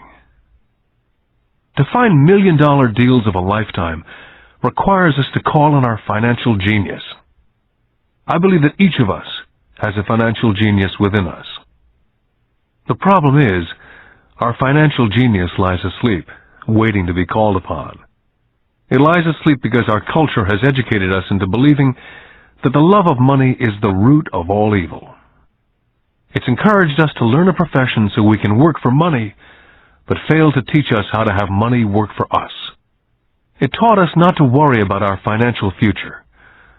Our company or the government would take care of us when our working days are over. However, it's our children, educated in the same school system, who will end up paying for it. The message is still to work hard, earn money, and spend it. And when we run short, we can always borrow more.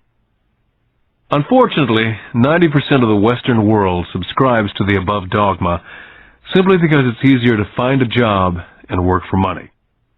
If you're not one of the masses, I offer you the following 10 steps to awaken your financial genius.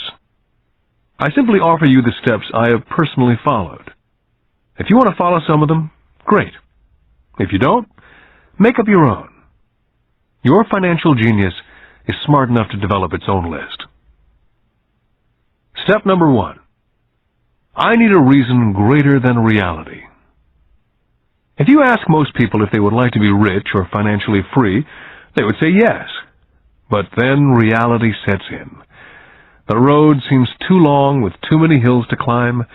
It's easier just to work for money and hand the excess over to your broker. A reason or a purpose is a combination of wants and don't wants. When people ask me what my reason for wanting to be rich is, it's a combination of deep emotional wants and don't wants. I will list a few. First, the don't wants, for they create the wants. I don't want to work all my life. I don't want what my parents aspired for, which was job security and a house in the suburbs. I don't like being an employee. Now the wants. I want to be free to travel the world and live in a lifestyle I love. I want to be young when I do this. I want to simply be free. I want control over my time and my life. I want money to work for me. Those are deep-seated emotional reasons. What are yours? As I said, I wish I could say it was easy. It wasn't. But it wasn't hard either. But without a strong reason or purpose, anything in life is hard. Step number 2. I choose daily. The power of choice. That is the main reason people want to live in a free country. We want the power to choose. Financially, with every dollar we get in our hands, we hold the power to choose our future to be rich, poor, or middle class. Our spending habits reflect who we are. Poor people simply have poor spending habits. Most people choose not to be rich. For 90% of the population, being rich is too much of a hassle. So they invent sayings that go, "I'm not interested in money," or "I'll never be rich," or "I don't have to worry, I'm still young," or "When I make some money, then I'll think about my future," or "My husband, wife handles the finances." The problem with those statements is they rob the person who chooses to think such thoughts of two things. One is time, which is your most precious asset, and 2 is learning. Just because you have no money, it shouldn't be an excuse to not learn. But that is a choice we all make daily. The choice of what we do with our time, our money, and what we put in our heads. That is the power of choice. All of us have choice. I just choose to be rich, and I make that choice every day. Step number 3. Choose friends carefully. First of all, I do not choose my friends by their financial statements. I have friends who have actually taken the vow of poverty, as well as friends who earn millions every year. The point is, I learn from all of them, and I consciously make the effort to learn from them. But there's one distinction that I'd like to point out. I've noticed that my friends with money talk about money, and I do not mean brag. They're interested in the subject, so I learn from them and they learn from me. My friends whom I know are in dire straits financially do not like talking about money, business, or investing. They often think it rude. So I also learn from my friends who struggle financially. I find out what not to do. Step number 4. Master a formula and then learn a new one. In order to make bread, every baker follows a recipe, even if it's only held in their head. The same is true for making money. That's why money is often called dough. When it comes to money, the masses generally have one basic formula they learned in school, and that is work for money. The formula I see that is predominant in the world is that every day millions of people get up and go to work, earn money, pay bills, balance checkbooks, buy some mutual funds, and go back to work. That is the basic formula or recipe. If you're tired of what you're doing or you're not making enough, it's simply a case of changing the formula via which you make money. Years ago, when I was 26, I took a weekend class called How to Buy Real Estate Foreclosures. I learned a formula. The next trick was to have the discipline to actually put into action what I had learned. That is where most people stop. For 3 years while working for Xerox, I spent my spare time learning to master the art of buying foreclosures. I've made several $1 million using that formula, but today it's too slow, and too many other people are doing it. So after I mastered that formula, I went in search of other formulas. For many of the classes, I did not use the information I learned directly, but I always learned something new. Step number 5. Pay yourself first. The power of self-discipline. If you cannot get control of yourself, do not try to get rich. You might first want to join the Marine Corps or some religious order so you can get control of yourself. It makes no sense to invest, make money, and blow it. It's the lack of self-discipline that causes most lottery winners to go broke soon after winning millions. It's the lack of self-discipline that causes people who get a raise to immediately go out and buy a new car or take a cruise. It's difficult to say which of the 10 steps is the most important, but of all the steps, this step is probably the most difficult to master if it's not already a part of your makeup. I would venture to say that it's the lack of personal self-discipline that is the number one delineating factor between the rich, poor, and middle class. I do not take the saying, pay yourself first, lightly. The Richest Man in Babylon by George Clason is where the statement, pay yourself first, comes from. Millions of copies have been sold. But while millions of people freely repeat that powerful statement, few follow the advice. For those who do follow it, their financial statement, income statement, and balance sheet shows income flowing into assets and assets supplying income. Each month, these people allocate money to their asset column before they pay their monthly expenses. Although millions of people have read Clason's book and understand the words pay yourself first, in reality they pay themselves last. Now I can hear the howls from those of you who sincerely believe in paying your bills first. And I can hear all the responsible people who pay their bills on time.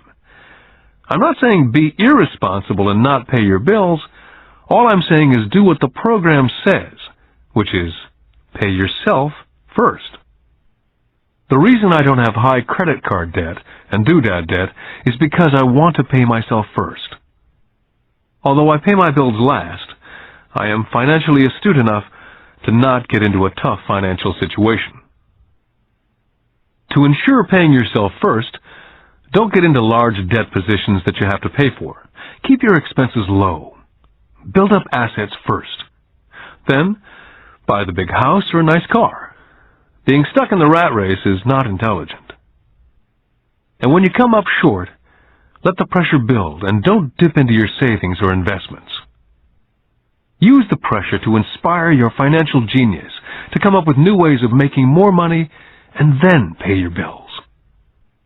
You will have increased your ability to make more money as well as your financial intelligence. Step number 6. Pay your brokers well. I often see people posting a sign in front of their house that says, for sale by owner. Or I see on TV today many people claiming to be discount brokers. My rich dad taught me to take the opposite tack. He believed in paying professionals well, and I have adopted that policy also. Today I have expensive attorneys, accountants, real estate brokers, and stockbrokers. Why? Because if, and I do mean if, the people are professionals, their services should make you money. And the more money they make, the more money I make. We live in an information age. Information is priceless. A good broker should provide you with information as well as take the time to educate you as to its meaning. Step number 7. Be an Indian giver. This is the power of getting something for nothing. When the first white settlers came to America, they were taken aback by a cultural practice some American Indians had. For example, if a settler was cold, the Indian would give the person a blanket. Mistaking it for a gift, the settler was often offended when the Indian asked for it back. The Indians also got upset when they realized the settlers did not want to give it back.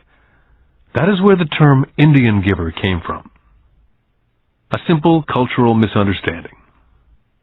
In the world of the asset column, being an Indian giver is vital to wealth. The sophisticated investor's first question is, How fast do I get my money back? They also want to know what they get for free, also called a piece of the action. That is why the ROI, or return of and on investment, is so important. Frequently, my broker will call me and recommend I move a sizable amount of money into the stock of a company that he feels is just about to make a move that will add value to the stock, like announcing a new product. I will move my money in for a week to a month while the stock moves up. Then I pull my initial dollar amount out and stop worrying about the fluctuations of the market because my initial money is back and ready to work on another asset. So my money goes in and then it comes out, and I own an asset that was technically free. Step number 8. Assets buy luxuries. As I said in the section, Pay Yourself First, if a person cannot master the power of self-discipline, it's best not to try to get rich. For while the process of developing cash flow from an asset column in theory is easy, it's the mental fortitude of directing money that's hard. Due to external temptations, it's much easier in today's consumer world to simply blow it out of the expense column. Because of weak mental fortitude, that money flows into the paths of least resistance. That is the cause of poverty and financial struggle. I love my luxuries as much as anyone else. The difference is, some people buy their luxuries on credit. It's the keep up with the Joneses trap. I use the income from my assets to buy my luxuries. When I wanted to buy a Porsche, the easy road would have been to call my banker and get a loan. Instead of choosing to focus in the liability column, I chose to focus in the asset column.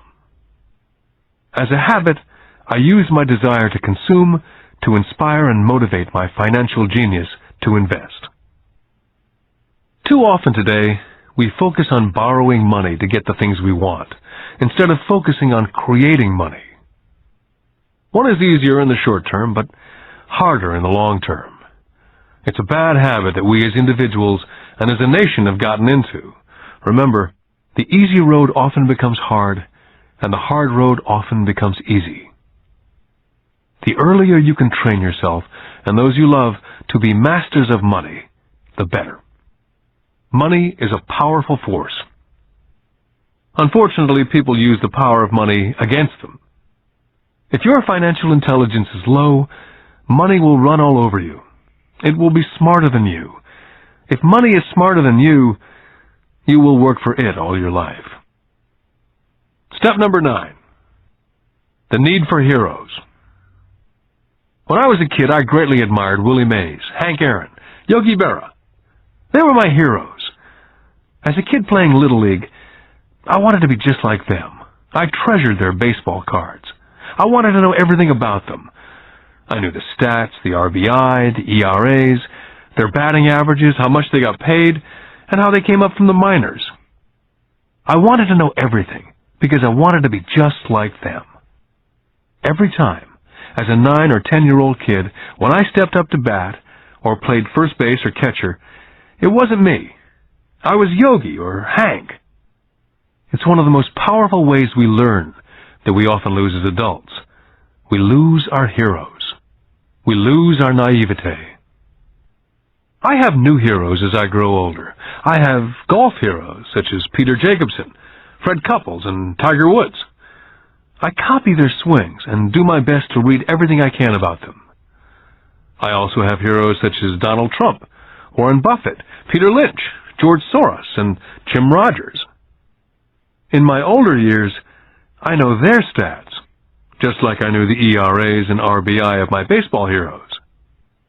I follow what Warren Buffett invests in and read anything I can about his point of view on the market. I read Peter Lynch's book to understand how he chooses stocks.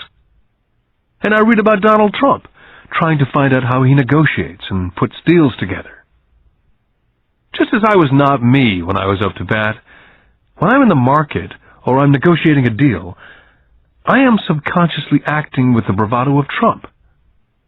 Or when analyzing a trend, I look at it as though Peter Lynch were doing it. By having heroes, we tap into a tremendous source of raw genius. But heroes do more than simply inspire us. Heroes make things look easy. It's the making it look easy that convinces us to want to be just like them. If they can do it, so can I. Step number 10. Teach and you shall receive. Both of my dads were teachers. My rich dad taught me a lesson I've carried all my life, and that was the necessity of being charitable or giving. My educated dad gave a lot by the way of time and knowledge, but almost never gave money. As I said, he usually said that he would give when he had some extra money. Of course, there was rarely any extra. My rich dad gave money as well as education. He believed firmly in tithing. If you want something, you first need to give, he would always say. When he was short of money, he simply gave money to his church or to his favorite charity. If I could leave one single idea with you, it's that idea. Whenever you feel short or in need of something, give what you want first, and it will come back in buckets. That's true for money, a smile, love, friendship. I know it's often the last thing a person may want to do, but it's always worked for me. I just trust that the principle of reciprocity is true, and I give what I want. My rich dad would often say, poor people are more greedy than rich people. He would explain that if a person was rich, that person was providing something that other people wanted. In my life, over all these years, whenever I felt needy or short of money or short of help, I simply went out and found in my heart what I wanted and decided to give it first. And when I gave, it always came back. It reminds me of the story of the guy sitting with firewood in his arms on a cold, freezing night, and he's yelling at the pot-bellied stove, "When you give me some heat, then I'll put some wood in." And when it comes to money, love, happiness, sales, and contacts, all one needs to remember is first to give what you want, and it will come back in droves. My poor dad taught teachers, and he became a master teacher. My rich dad always taught young people his way of doing business. In retrospect, it was their generosity with what they knew that made them smarter. There are powers in this world that are much smarter than we are. You can get there on your own, but it's easier with the help of the powers that be. All you need to be is generous with what you have, and the powers will be generous with you. Take action. All of you were given two great gifts, your mind and your time. It is up to you to do what you please with both. With each dollar bill that enters your hand, you and only you have the power to determine your destiny. Spend it foolishly, you choose to be poor. Spend it on liabilities, you join the middle class. Invest it in your mind and learn how to acquire assets, and you will be choosing wealth as your goal and your future. The choice is yours and only yours. With every day, with every dollar, you decide to be rich, poor, or middle class. Choose to share this knowledge with your children, and you choose to prepare them for the world that awaits. No one else will. You and your children's future will be determined by choices you make today, not tomorrow. This has been a Time Warner Audiobooks production of Rich Dad, Poor Dad, written by Robert Kiyosaki with Sharon L. Lecter, CPA, and read by Stephen Hoy, featuring an introduction by Robert Kiyosaki. Executive producer, Maya Thomas. Produced and directed by John Brunette. Text abridged by John Whitman. Text edited by William Whittington. Production coordinated by Daniel Metcalf. Rich Dad, Poor Dad is also available in paperback from Warner Business Books.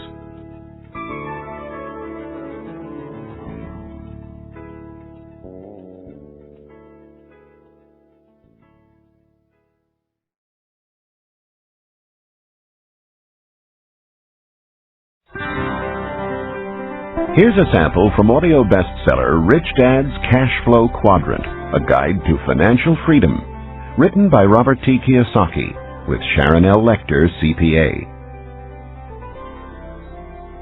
When people ask why Kim and I were homeless back in 1985, I tell them it was because of what my rich dad taught me about money. For me, money is important, yet I did not want to spend my life working for it. That is why I did not want a job. If we were going to be responsible citizens, Kim and I wanted to have our money work for us rather than spend our lives physically working for money. That is why the cash flow quadrant is so important. It distinguishes between the different ways in which money is generated. There are ways of being responsible and creating money other than physically working for it. But in order to embrace wealth, it is essential to understand your relation to it. My highly educated dad had a strong belief that the love of money was evil, that to profit excessively meant you were greedy. He often said, "I'll never be rich," or "investing is risky," or "money isn't everything." My rich dad had a different point of view. He thought it foolish to spend your life working for money and pretend that money was not important. Rich dad believed that life was more important than money, but money was important for supporting life. He often said, "You only have so many hours a day, and you can only work so hard. So why work hard for money? Learn to have money, and people work hard for you, and you can be free to do the things that are important." To my rich dad, what was important was to have lots of time to raise his kids, to have money to donate to charities and projects he supported, to bring jobs and financial stability to the community, to have time and money to take care of his health, and to be able to travel the world with his family. "Those things take money," said Rich Dad. "That is why money is important to me. Money is important, but I don't want to spend my life working for it." It was my rich dad who often referred to the cash flow quadrant when I was a young boy. He would explain to me the difference between someone who was successful on the left side versus the right side. Having two dynamic and successful father figures around me gave meaning to what each was saying. But it was what they were doing that allowed me to begin to notice the differences between the ES side of the quadrant and the BI side. One painful lesson I experienced as a young boy was simply how much time one dad had available to spend with me versus the other. As the success and prominence of both dads grew, it was obvious that one dad had less and less time to spend with his wife and 4 children. My real dad was always on the road, at meetings, or dashing off to the airport for more meetings. The more successful he got, the fewer dinners we had together as a family. Weekends he spent at home in his crowded little office, buried under paperwork. My rich dad, on the other hand, had more and more free time as his success grew. One of the reasons I learned so much about money, finance, business, and life was simply because my rich dad had more and more free time for his children and me. Rich Dad's Cash Flow Quadrant is also available in paperback from Warner Business Books. Here's a sample from audio bestseller Rich Dad's Guide to Investing: What the Rich Invest in That the Poor and Middle Class Do Not. Written by Robert T. Kiyosaki, with Sharon L. Lecter, CPA. Investor lesson number 1. The choice. When it comes to money and investing, people have 3 fundamental reasons or choices for investing, Rich Dad said. They are to be secure, to be comfortable, or to be rich. Rich Dad went on to say, all 3 choices are important. The difference in one's life occurs when the choices are prioritized. He explained that most people make their money and investment choices in that exact order. In other words, their first choice when it comes to money decisions is security. Second is comfort, and third is to be rich. That is why most people make job security their highest priority. After they have a secure job or profession, then they focus on comfort. The last choice for most people is to be rich. Rich Dad said, most people dream of becoming rich, but it is not their first choice. He went on to say, only 3 out of 100 people in America are rich because of this priority of choices. For most people, if becoming rich disturbs their comfort or makes them feel insecure, they will forsake becoming rich. That is why so many people want that one hot investment tip. People who make security and comfort their first and second choices look for ways to get rich quick that are easy, risk-free, and comfortable.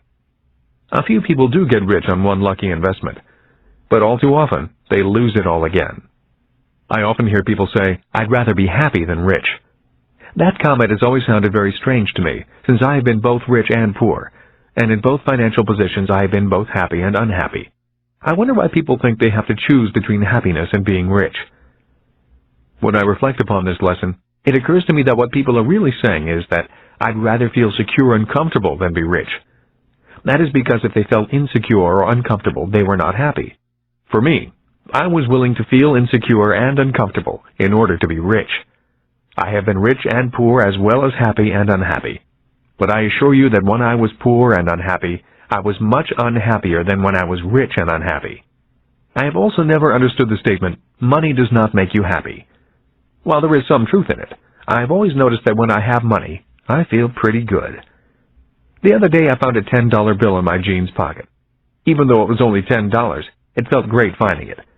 Receiving money has always felt better than receiving a bill for money I owe. At least that is my experience with money. I feel happy when it comes in and sad when it leaves me. That day, I put my priorities in this order. First, to be rich, then to be comfortable, and finally, to be secure. Rich Dad's Guide to Investing is also available in paperback from Warner Business Books.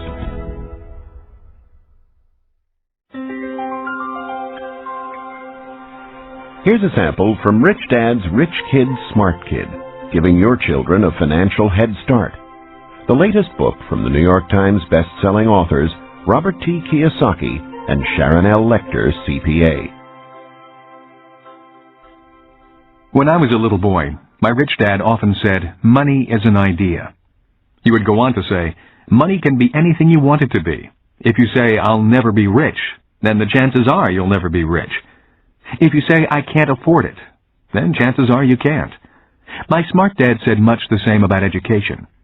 Is it possible that every child is born with the potential to be rich and smart? This program is about fostering and preserving that possibility. Both my dads were great teachers. Both men were smart men. But they were not smart in the same subjects, and they did not teach the same things. Yet as different as they were, both dads believed the same things about all kids. Both dads believed all kids are born smart and all kids are born rich. They both believed a child learns to be poor and learns to believe that he or she is less smart than other kids. Both dads were great teachers because they believed in bringing out the genius that each child is born with. In other words, they did not believe in putting knowledge in. They believed in bringing the child's genius out. Both my dads were great teachers because they rarely tried to cram their ideas into my head. They often said very little, waiting instead for me to ask when I wanted to know something. Or they asked me questions, seeking to find out what I knew, rather than simply telling me what they knew. And not to forget the moms. My mom was a great teacher and role model also. She was my teacher for unconditional love, kindness, and the importance of caring for other people. I once heard that boys marry women just like their moms, and I would say that is true for me. My wife Kim is also an extremely kind and loving person. I did not know my best friend Mike's mom very well. Yet the times I was over at their home, Mike's mother was also very kind and attentive to what we were doing. Although a very private person, she was always interested in what Mike and I were learning at school and in the business. I could tell she was a great life partner for Mike's dad. Although I did not know her very well, I learned from her the importance of listening to others, letting others talk, and being respectful of the ideas of others, even if they clash with your ideas. She was a great communicator in a very quiet way. Lessons from my mom and dad. The number of single-parent families I see today concerns me. Having both a mom and a dad as teachers was important in my development. My dad would often say, true intelligence is knowing what is appropriate rather than what is simply right or wrong. As a 6-year-old boy, I learned from my mom that I needed to be kind and gentle.